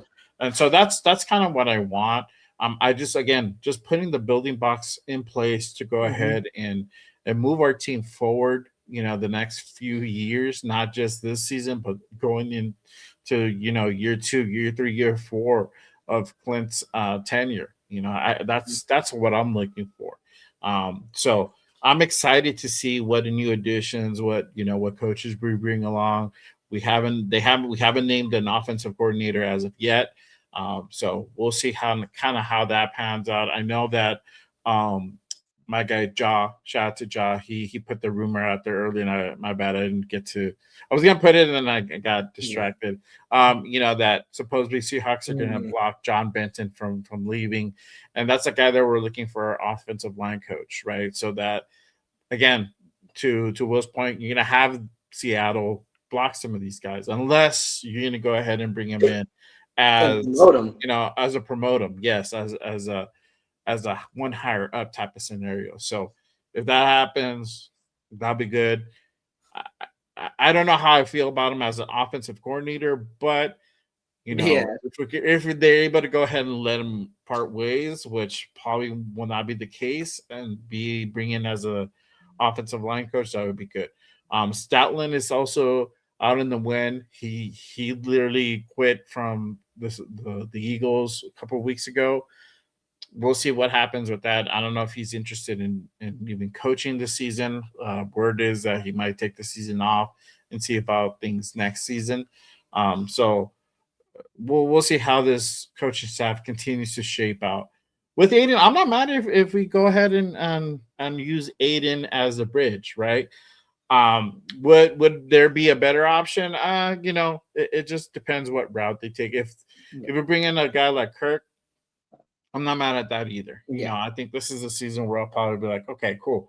But knowing the role is like, you're just a bridge, bro. You're not going to be here for more than 2 seasons. It's going to be Fernando taking over and, next either late this season or some point next season. That's kind of how it's going to go ahead and go. So, Yeah, see, shout out to Alec. He said Aiden might not even be on the roster. We don't know. We don't know He has what one more year on his deal. And that's why I'm like, it makes on sense the because rookie I'm deal. like, you're whoever starts other than Fernando is gonna be gone either way because Fernando is going to be the starter in 2027. Like that's a foregone conclusion. So I'm like, we're gonna go that route anyway. Might as well just give Aiden the reins to start, and then Fernando can start later in the season, and then it'll be his team for the foreseeable future. And if it gives Aiden a chance to showcase his talent for not I'm not thinking about the Raiders, maybe as a Raiders backup, but also for another team. You don't know, like he could be showcasing what he has for another team that can use him as a backup quarterback. And you never know, change of scenery can do well for Aiden. Right. It's Yeah. just giving him a shot. That's my thing. Just giving him a shot to showcase his talent, especially if you already got the future quarterback on the roster come after April. Yeah, my thing with Aiden is that, well, yes, 100%. He's on the last year of his rookie deal. I think you exercise that and having him being one a familiar face to knowing some of these guys and kind of like Trey Tucker, knowing how he runs routes, working with a little bit now with Jack Besh. That's going to go ahead and help out as well. Obviously, with Brock Bowers, working with Brock, working with Mike Mayer, that continuity it does help. We know he's an established at least backup QB. There's no doubt about that. So I think you keep him here either way. Yeah. Whether you're going to start him and having him be your bridge, or you're going to keep him as the number 3 guy behind Fernando Mendoza. If Clint's going to go ahead and run with 3 quarterbacks, could happen. I don't know. Right? That'll be a totally different scenario on how he wants to go ahead and operate. But you have the. I think you should go ahead and keep him. I mean, he's cheap. He's on a rookie deal. He's getting paid what? I think he got drafted in the fourth round. So yeah, so you're paying fourth round money. You're not. It's a drop in the bucket. I think he makes like 1.3, 1.4. And to your point, Jay, he has a really good connection with Trey. That could really help Fernando. Like, hey, Trey likes to do this. This is how he likes to run his routes. Or this is the signal he gets when he's going to break. Just little things like that is where Aiden can help. And like seeing the type of guy that Aiden is, he would do anything to help Mendoza succeed. He would try to help get on the same page with guys like Brock, Michael Mayer, Trey, Besh, even though, it was one season that, who knows how much time they really had together. But yeah, I think it's a good idea to bring in Aiden or to have Aiden start just because of the familiarity, like you said, Jay, that he has with the receivers and the offense. And the one thing that him and Mendoza will have, together in connection is they're both learning a new system with Clint Kubiak. But where Aiden has the upper hand is he has a good connection with Trey and, guys like Brock, guys like Michael Mayer. So, and that's where he can help Fernando get better at is having those connections because sometimes it's not just how the play is ran, it's also that connection that you have with your receiver from a quarterback to wide receiver or quarterback to tight end. I mean, that's why Tom Brady and Gronk were one of the best duos. You got those quarterback wide receiver duos out there, and you want Mendoza and Brock maybe to be that one of them ones. Yeah, I agree, bro. I agree. Let's see here. Let's go ahead and take a few comments and questions from the chat. Again, appreciate everyone pulling up and rocking with us on this Saturday afternoon, Saturday evening, wherever you guys be at. We have over 100 in the building. Make sure if you guys haven't done so, hit that like, hit that subscribe on all the channels here on my guy, Raider Primos. At Raider Primos, make sure you guys go ahead and pull up and give him a subscribe. My guy Raider Will, who just Silver and Black Radio podcast. Make sure you guys go ahead and show him some love. And then obviously make sure if you guys haven't done so, hit that like and hit that subscribe to this channel. It does go ahead and help the shows grow and support the channels. Appreciate you guys rocking with us. Let's see here. Checkmate says, I don't love the Rob Leonard hire. I hope it turns out to be a hit. I feel it was a hire that happened because there wasn't any good options left out in the market.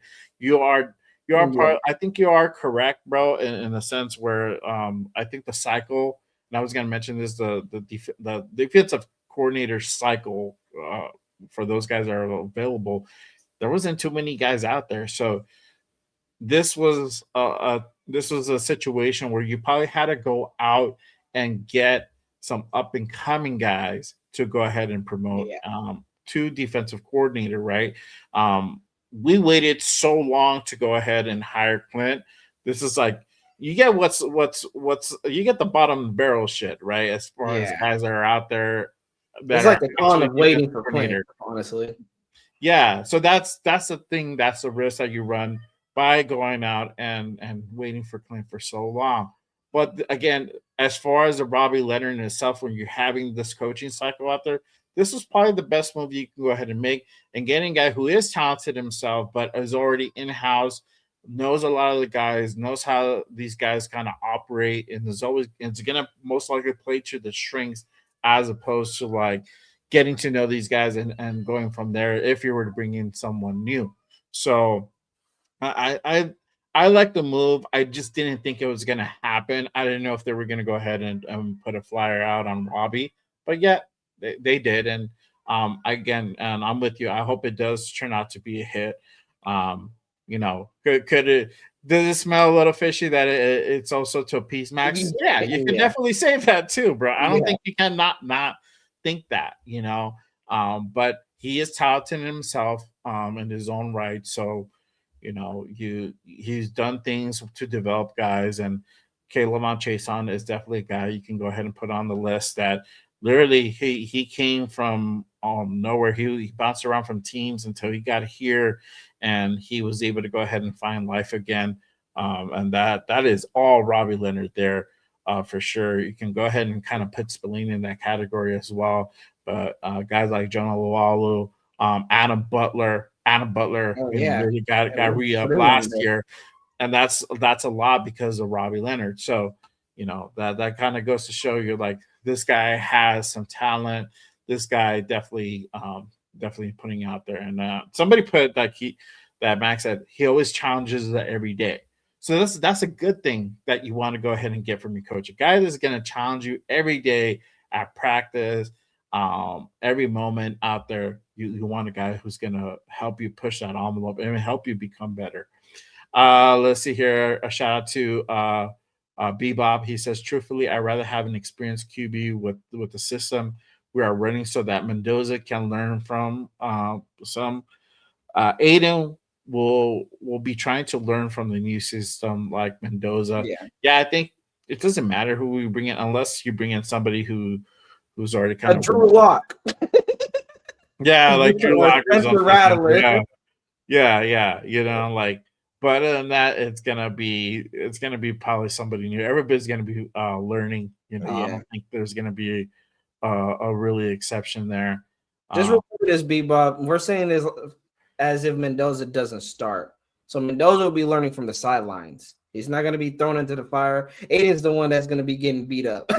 Let's put it that way. Okay. I'd rather have Aiden get beat up than Fernando get beat up. Sorry, Aiden. Love you, but I'd rather Fernando be learning from the sidelines. And that's the best way, because think about it. They're both learning on the fly, but think about what that does for Mendoza year 2. If he learns a full season under AOC, watching AOC, how he operates the system, learning the system from the sideline, and then having another offseason, a full offseason to learn the system again and get it down, come by 2027, Fernando will be prepared.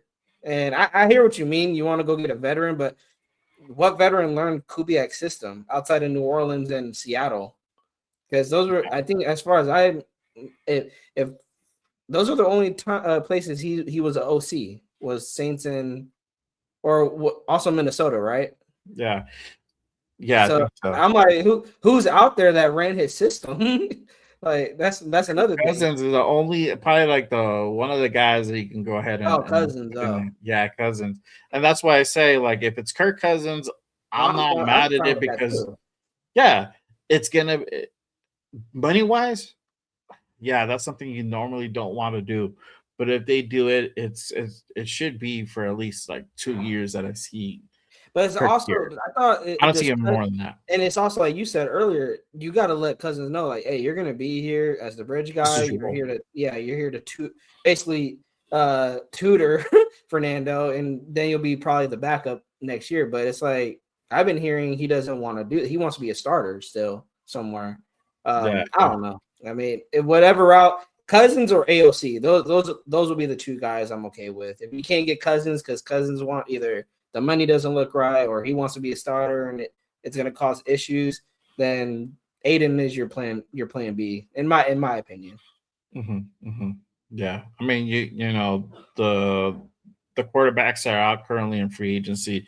There's not a whole lot. I mean, you got Daniel Jones out there, but I think Indy keeps him.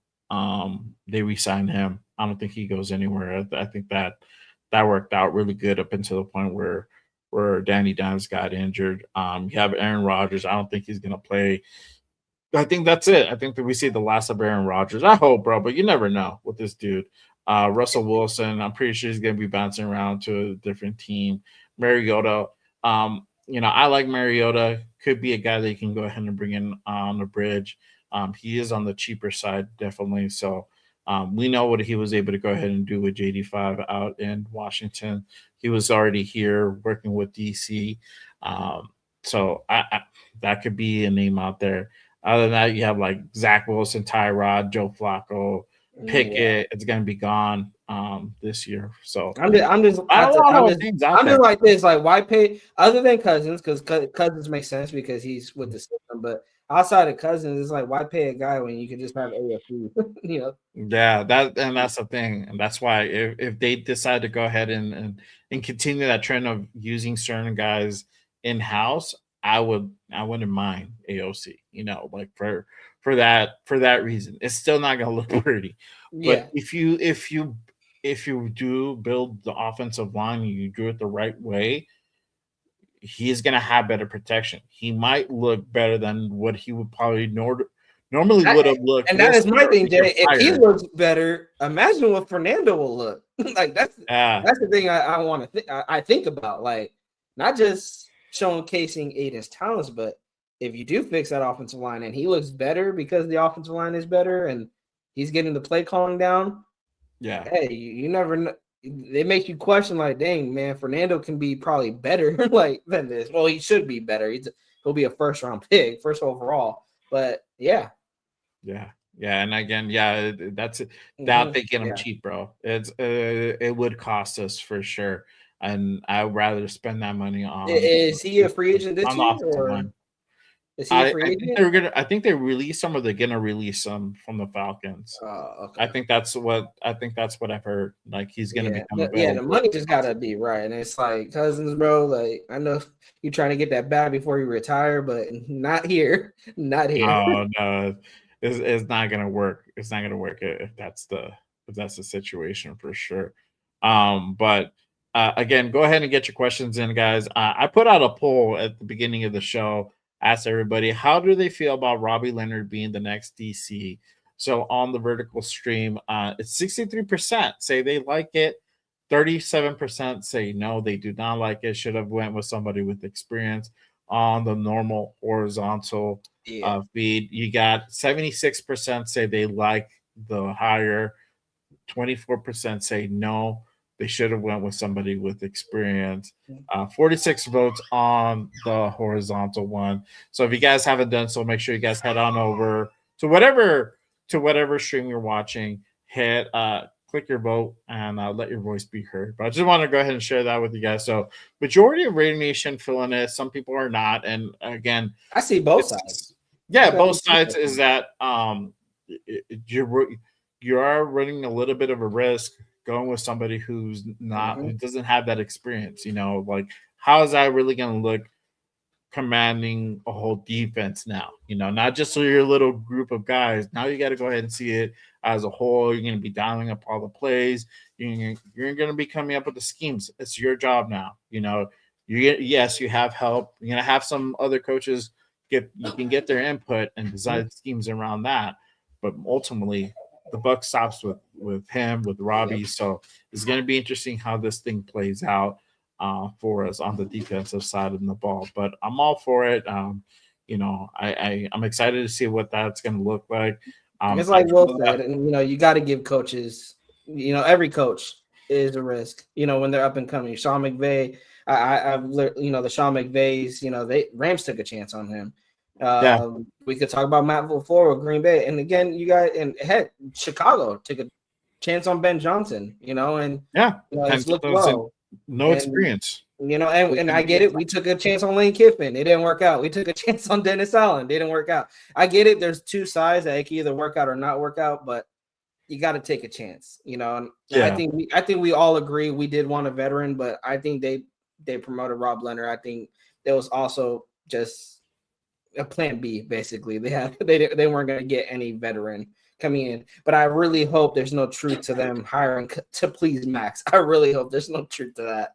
Which might be. There might be like a little bit of truth to that. That's why I said it's a two birds with one stone type of thing. I don't think they necessarily did it for Maxx. I think they got the best guy you can go ahead and get, and promoting a guy from within and give him that opportunity.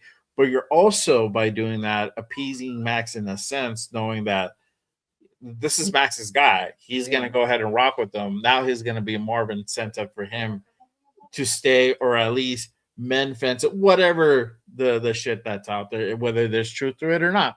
I don't know. But the likelihood of like having that familiar face for Maxx is going to be there now. You're going to have continuity there with Robbie Leonard calling the shots. He's a guy now, so it definitely, it's a two birds with one stone type of scenario. Shout out to my guy, IE Raider Mike. He says, based on what we know about this regime, are they going to spend on a QB? I'd rather see the money spent on an online D-line, roll with AOC for the bridge. Facts. And I think if you're going to go with Mendoza, which I think that's probably going to be the route that they go, that money gets put into something else, the offensive line. You might get some guys in free agency, defensive wise, because offensively, we don't need that many pieces. Defensively, I think we're going to need more pieces. A lot of the guys are in a 1 year. They're going to be gone. A lot of them are peaked guys, so I don't see them sticking around necessarily. So we'll see how that goes. But yeah, I do see, I could see like us not going out and getting a vet bridge of significance. I'll be very surprised if that happened. But if it happens, then if we do go out and get Mendoza's most likely going to sit. Now, again, the question now raises, like, if you get Mendoza, do you start him right away or do you sit him right away? And I don't know what show we did, and we opened up that kind of worms. And that's a whole argument in itself, because you have guys like Tom Brady who have openly expressed that he believes quarterbacks should sit their first year. And then you have the other side of the argument where, like, you're drafting a guy at number 1, number 2, they should definitely be starting, and we saw what it was with JD5 and Washington under Cliff Kingsbury. With his system, they were able to go to the NFC Championship game. This year did not look as good. A lot of it being JD5 was injured, so that also negated some of that. Which that was a knock on him coming out of college was, how his frame was gonna, coming into the NFL, and that he needs to bulk up a little bit more muscle. And sure enough, second year it showed. And who knows how his career is gonna go, but like you're saying, you never know with these quarterbacks. They'll have a good rookie year, and then a sophomore year. I mean, heck, we've seen it with our own DC4. He looked like he was on a trajectory to be one of the best. And then he kind of just flatlined and just stayed at an average point. You never know, with these quarterbacks. But I agree with Brady on that. I think Mendoza should sit. That's how I feel. If they start him, they start him. They sit him, they sit him. Yeah, for sure, 100%. Bebop is they are going to try to sit him because of what Brady said. He's a big part in that decision making. Don't know. I think that's going to be a Glenn Kubiak call, to be honest with you. It could go either way, bro. It could go either way. Because it's like what Dennis Allen did with DC, right? I mean, he had him battling out with Matt Schaub, who Matt Schaub was supposed to be the starter, and DC beat him out. Who's to say Mendoza comes in here and doesn't win the job right away? That he looked ready. there could be a clear level like distinction between him and like you said, that's going to be a Kubiak thing because Kubiak's going to be there watching, like during practice, and Brady's not going to be he's there. a play caller. Yeah, he's a play caller on the offensive side, and he's a boss. So if it's all about, does he have confidence in him to execute the offense that he's designing to a T? Yeah. If he feels that he can't, if there's like a reservation about it, he might go ahead and sit him. I think it's all going to be on the eye test and what he sees from him at practice, on how he's absorbing the playbook and all that stuff. I feel Fernando can go ahead and be able to get that down as far as the playbook, but the executing part, that's going to be the real question, bro. That's the thing that honestly I just don't know. I don't know. And hopefully Leonard can make a good defense, make it hard on the quarterbacks, Yeah. Shout out to Checkmate. He says the last thing on Leonard is that I feel like Raiders brass hired and not Clint's choice. Might be wrong, but it feels like that they announced that we're keeping Leonard before officially they hired Clint. Yes. I don't think it's a brass hire. They did keep him, but that was going to be ultimately on Clint to decide what they're going to go ahead and do with these guys. And it wasn't just him; it was like Joe Woods and a couple other people as well. Luke Steckel, he's on the offensive side of the ball. He's a tight ends coach. He survived to see another day, and I think he's probably going to stay on board. I don't see him necessarily moving off, but I think it's just the cycle had a lot to do with it. And then I think it's just because Robbie is talented, you can't knock it. It's just the fact that he probably wowed Clint in that interview and he got the nod. It just makes sense on different levels for them to go ahead and make that move. I don't think it was just all on the brasses, was all on Spytek or Brady. I think it was just like it was a collaboration, and they were probably like, this just makes sense on so many different levels. Might as well give this guy an opportunity. So, obviously, I feel like if he does a really poor job and really like shits the bed this year, then he might get clipped next year. But he might be on a shorter leash than some of these other guys. But that's what I think too, and I feel bad for Leonard because he deserves. I feel like he deserves this opportunity. It sucks it's coming like this because it does feel like a plan B, like a plan B option, that he wasn't the favorite option, but he is also the safest option if you're not going to get that veteran defensive coordinator. But I do agree. I think it's going to be a shorter leash for him. Yeah. And you know what? I didn't even think about this. Shout out to Raider Mike. He says an experienced DC would probably be leaving after the season for a head coaching job. You're right, bro. You're right. Yeah, and the thing with that's why I said it hits on multiple fronts. With Leonard, you keep him here. You can have him for 2 seasons if you wanted to. Again, I think it's like if he really fucks this job up and the defense looks worse than they did last year, then he probably doesn't stick around. But if it's at least the same or if it's better, then he's gonna go ahead and live to fight another day for sure. And that's a cool that's the thing. That's a win-win in this scenario where if it works out with Robbie and it works out with Clint and we're getting progressively better, you're gonna have Robbie here on the same timeline as the timelines add up. Yeah, so it works out on that front as well. Yeah, shout out to Mike because I was thinking about that with Schwartz too, because all this coming out that Schwartz wants a head coaching gig. I was like, yeah, he could come here, coach 1 season, defense balls out, and then he's out the following year because he gets a head coaching gig somewhere. So that is a good thing that Mike pointed that out, because I think that's what we probably overlooked when it came to the Schwartz debacle in Cleveland. Yeah, shout out to Alex. He says, I'm okay with it, but not okay if they did it to appease Max. If they did it for Max, shows he's higher than the Shield. Yeah. You're right. I think it's just you getting it. Yeah. It's a win-win all around for sure. Let's see here. Checkmate said, according to PFF, the Raiders D-line ranked 22nd in 2025. So part of that also too is just like, I mean, we had a stagnant offense. Like that's the thing. People need to add context to that defense. The defense was bad. It was, but it doesn't help when your offense is going 3 and out, 3 and out, 3 and out, 3 and out. And then On top of that, the defense, there's times that defense kept us in games, you guys. But what, the Raiders offense finished averaging 14 points a game? Like, that's not going to win you football games. If your offense is just going 3-9 and then kicking field goals when they finally do get something, like it's not gonna you're not gonna win football games like that. And I still say the defense needs to get better. This is not giving them an excuse, but the context matters. Context matters, and I think Rob Leonard at last season, it was just a terrible season all around from offense to defense.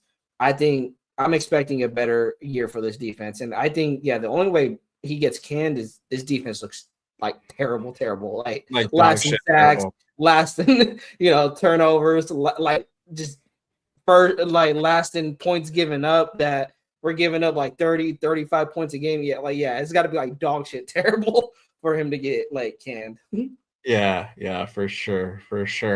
Let me put up this comment by Raider Villain. He says, if Clint can make AOC look good, we can get trade value halfway through the season, at very least a test dummy. Hey, bro. I mean, I've seen stranger shit happen, but I think he'll look better I think AOC will look better with some protection, and that's just the reality of it. He's not a mobile quarterback. He's in the pocket. He's a pocket type of quarterback, and guess what? Our offense was lacking protection. There was no pocket or hardly any pocket at times. So, if we're able to go ahead and address this, which we should, I'll be fucking flabbergasted, bro. I'll be like surprised if we don't do anything. The likelihood is very strong we're going to address this offensive line, especially with Clint Kubiak here this offseason. It's going to start in free agency. There's a couple of names out there. Obviously, we all talked about Tyler Linderbaum. I think there was one of the tackles from Seattle was also available. So we'll see what happens with that. There's a couple of guys out there that the Raiders could go ahead and bring in on free agency to strengthen up this offensive line. Even if you grab one or two guys in the draft, you still want to go ahead and make sense some veteran presence, because we're young, bro. We're young on Linderbaum's my big fish, only because him, JPJ, and Miller like manning that left side. Like, you already have your offensive line better, bringing in the Linderbaum. And that's if you want to keep JPJ at guard. If Clint doesn't and Clint wants JPJ at center, then I would go get a Braden. I think that's going to be a telltale sign if they don't get Linderbaum and they go get Braden Smith. I think you're going to kick JPJ back into.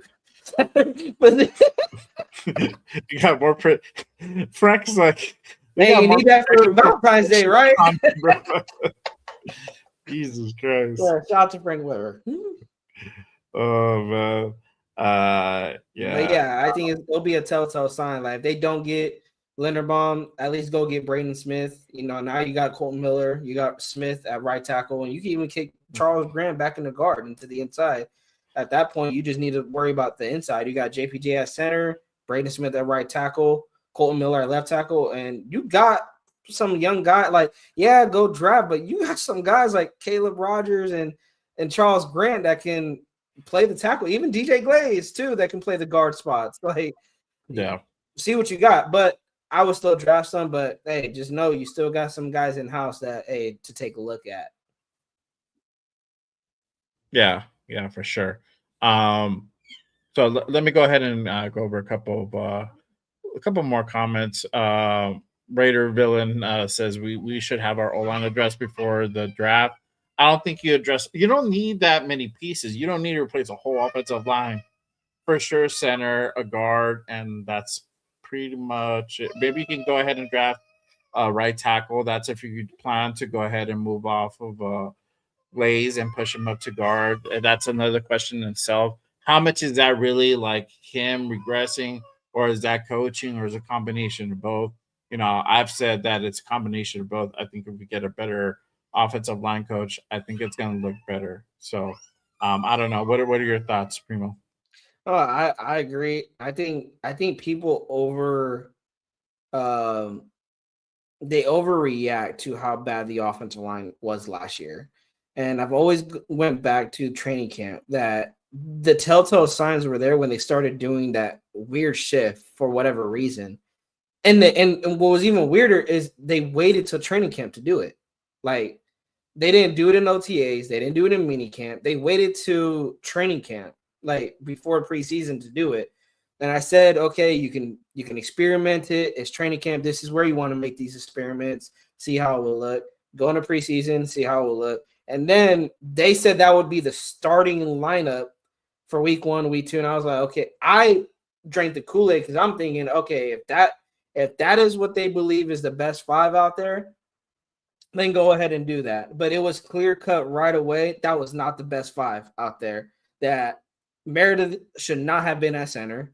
JPJ, he plays great at guard, but he's a better center, and you have a guard playing center. Like, it just didn't make sense from the jump. So, like, I tell people who believe that the offensive line, like, you need a whole new line.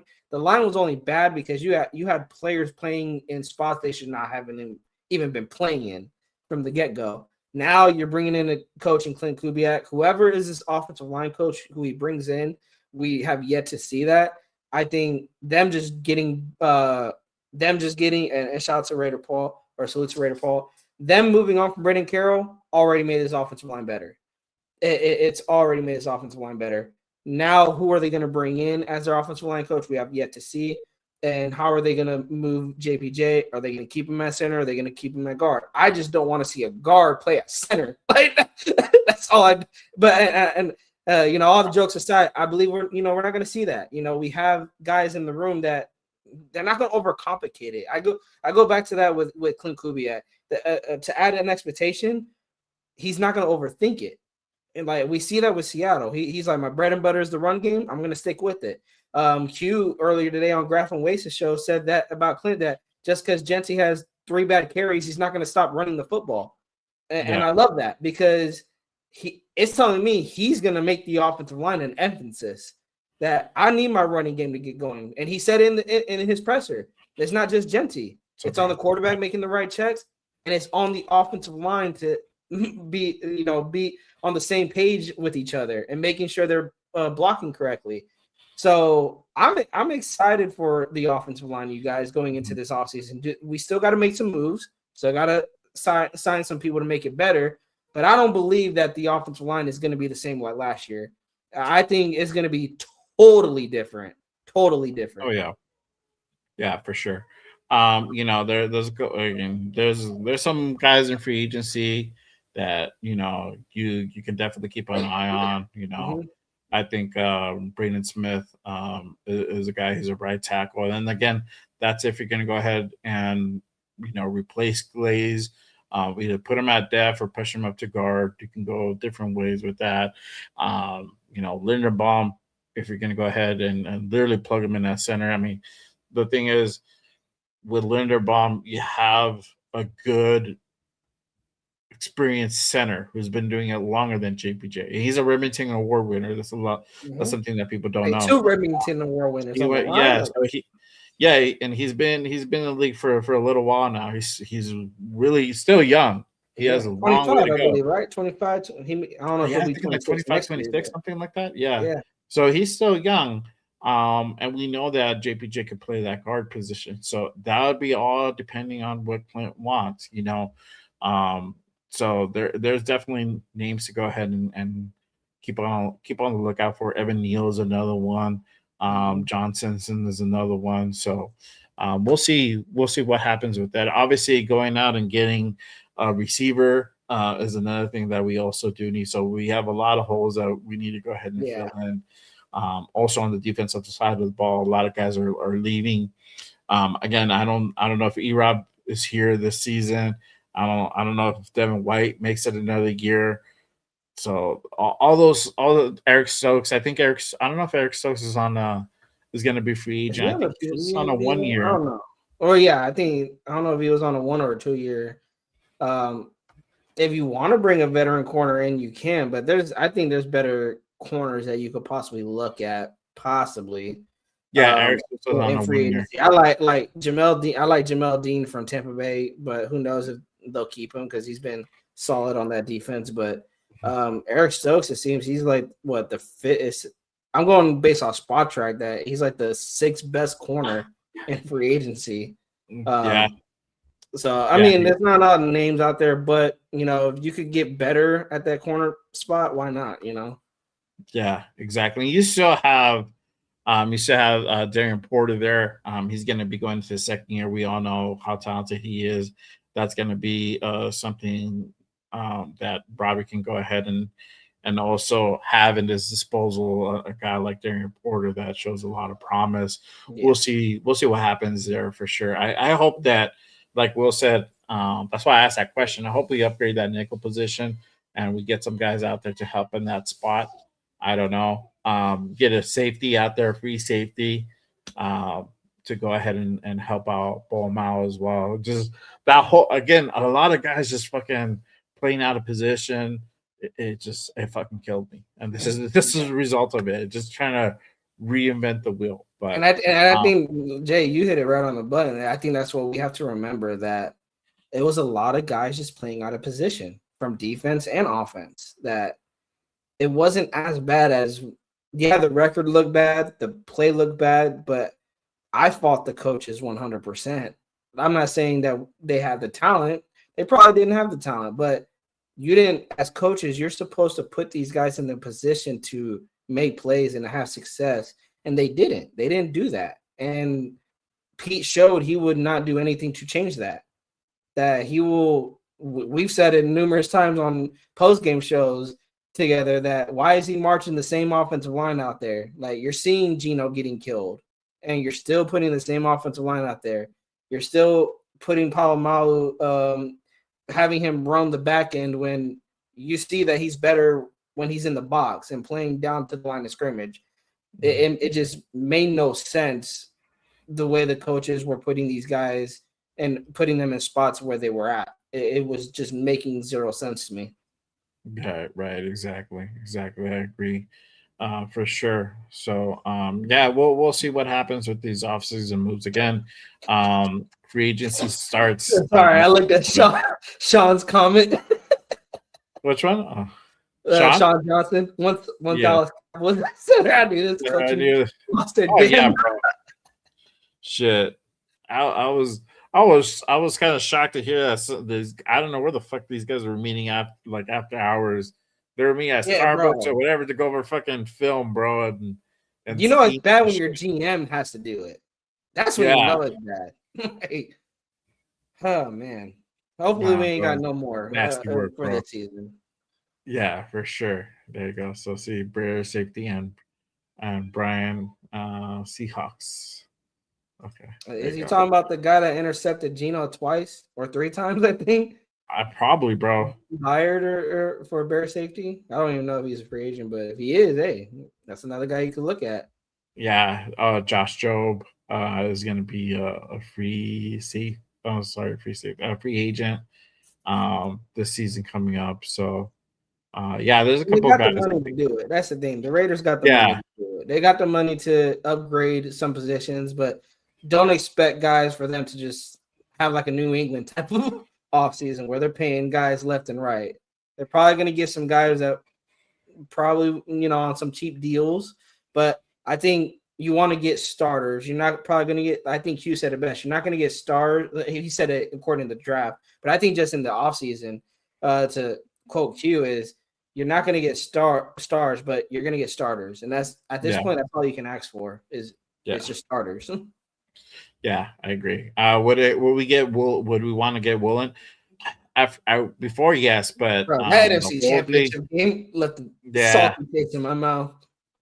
Yeah, me too, bro. That I think he's a little bit of a. I could have lost him the game. Like, let's be honest, I could have lost them the game, bro. Yeah, I'm surprised that. I mean, I think you were kind of like, "Fuck, we have to play the dude," but yeah, you're gonna have that type of issue with him. So, I don't know. That all depends if Kubiak and Leonard are down for that. Check, and Rob Leonard could keep him in check. I'm all for it, but yeah, he has to keep his emotions in check. He has to definitely keep his emotions in check. Yeah, 100%. But Yeah, Raheem Shaheed is probably like another guy.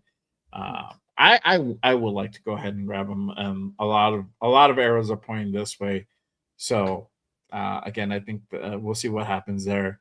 If It'd be nice to have a threat in the kicking game. yeah, And I can only remember to Jacoby Ford was the only guy that he was a threat that it made you want to watch the kickoff yeah, when the Raiders yeah, received it. exactly. Yeah, so Yeah. I think you go get Shaheed. Oh, definitely, I'm gonna be tuning in for Raider kickoffs. Oh yeah, 100%, 100%, bro. But yeah, well, we'll see what happens. Literally March 11th, I think it's when free agency starts at 4 p.m. Eastern. Uh, we'll be able to go ahead and see what type of moves that the Raiders make. The combine, I think it's like in another week or so. I expect Clint to be out there assessing some of the talent, and there's some good draft talent coming out defensively. So for those also Yeah, I wanting definitely to go got to do ahead, some homework. yeah. Hey, Jacob Rodriguez, dog. That's all I'm gonna put out there. Or anybody from the Texas Tech defense. Hey, I'm good with it. they I'm balled good with out it. from what They I heard. balled out, bro. Yeah, They put fucking Oregon on notice in their playoff, and though Oregon still won, bro. They struggled for that 20 points, bro. It didn't look pretty at all. Normally they run over dudes. They didn't quite run over them. It's just their offense was just shit. They just couldn't put anything on the field. So, yeah, well, we'll see what happens with that. But let them know, Primos, where they can find you. What do you have going on? All that good stuff.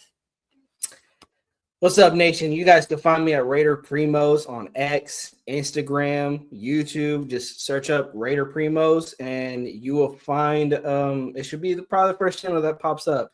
I usually do shows Monday, Wednesdays, and Fridays. If news is pretty slow, I try not to.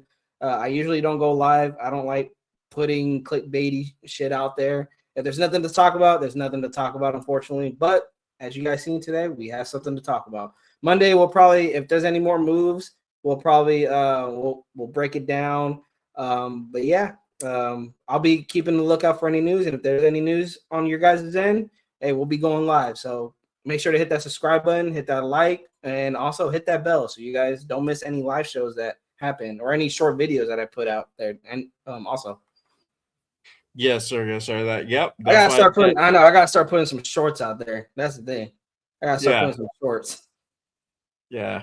I know. I try to put as much shorts as I can. Yeah, that's why I always say make sure you guys hit the like, hit the subscribe, hit the notification on all the channels. When news goes down, we go on. Don't want to be left out in the dark. Hit that subscribe, hit that noti for sure, 100%. For me, I don't have anything going on this weekend. Monday, if hopefully That's the thing. If there's any news, it's sick. I'll be having another Raiders Unfiltered at 5 p.m. Pacific on the West Coast. So make sure you guys go ahead and pull up for that one. Unless anything else happens from now to then, I'll be most likely Monday again. I'll go ahead and pull up and stuff. So I know everybody's out for the count here with the whole flu season, flu virus is going yeah. around. So hopefully I don't get sick. I've been unscathed up to this point, but You might need a bunker down in your Raider room. I've been taking fucking like all these vitamins and immune boosters, and I think that's kind of what saved me up until this point. But yeah, you just don't know. You just don't know. Yeah, shout out to Shishan. He says, yeah, Texas Tech, David Bailey, Jacob Rodriguez, Romeo Heights on that defense, bro. I'm telling you, Texas Tech, and they were starters. Sign me the fuck up. They had a phenomenal defense last year for sure. Appreciate you, Kurt. Salute to everybody again. Make sure you guys hit that like, hit that subscribe on this channel. Salute to over 100 in the building. We had a great show. Thank you for Will for pulling up. He had to go ahead and do the damn thing. It's Valentine's Day, so happy Valentine's Day to everybody out there. Sucks. We couldn't do anything. All the kids are sick, so but it's all good, man. Other than that is it for us. Appreciate you guys. I will see you guys next time on another Raiders Unfiltered. Until then, always remember, just Raiders, baby. So, till next time, y'all. Peace. Peace. Peace. There you go. That way out.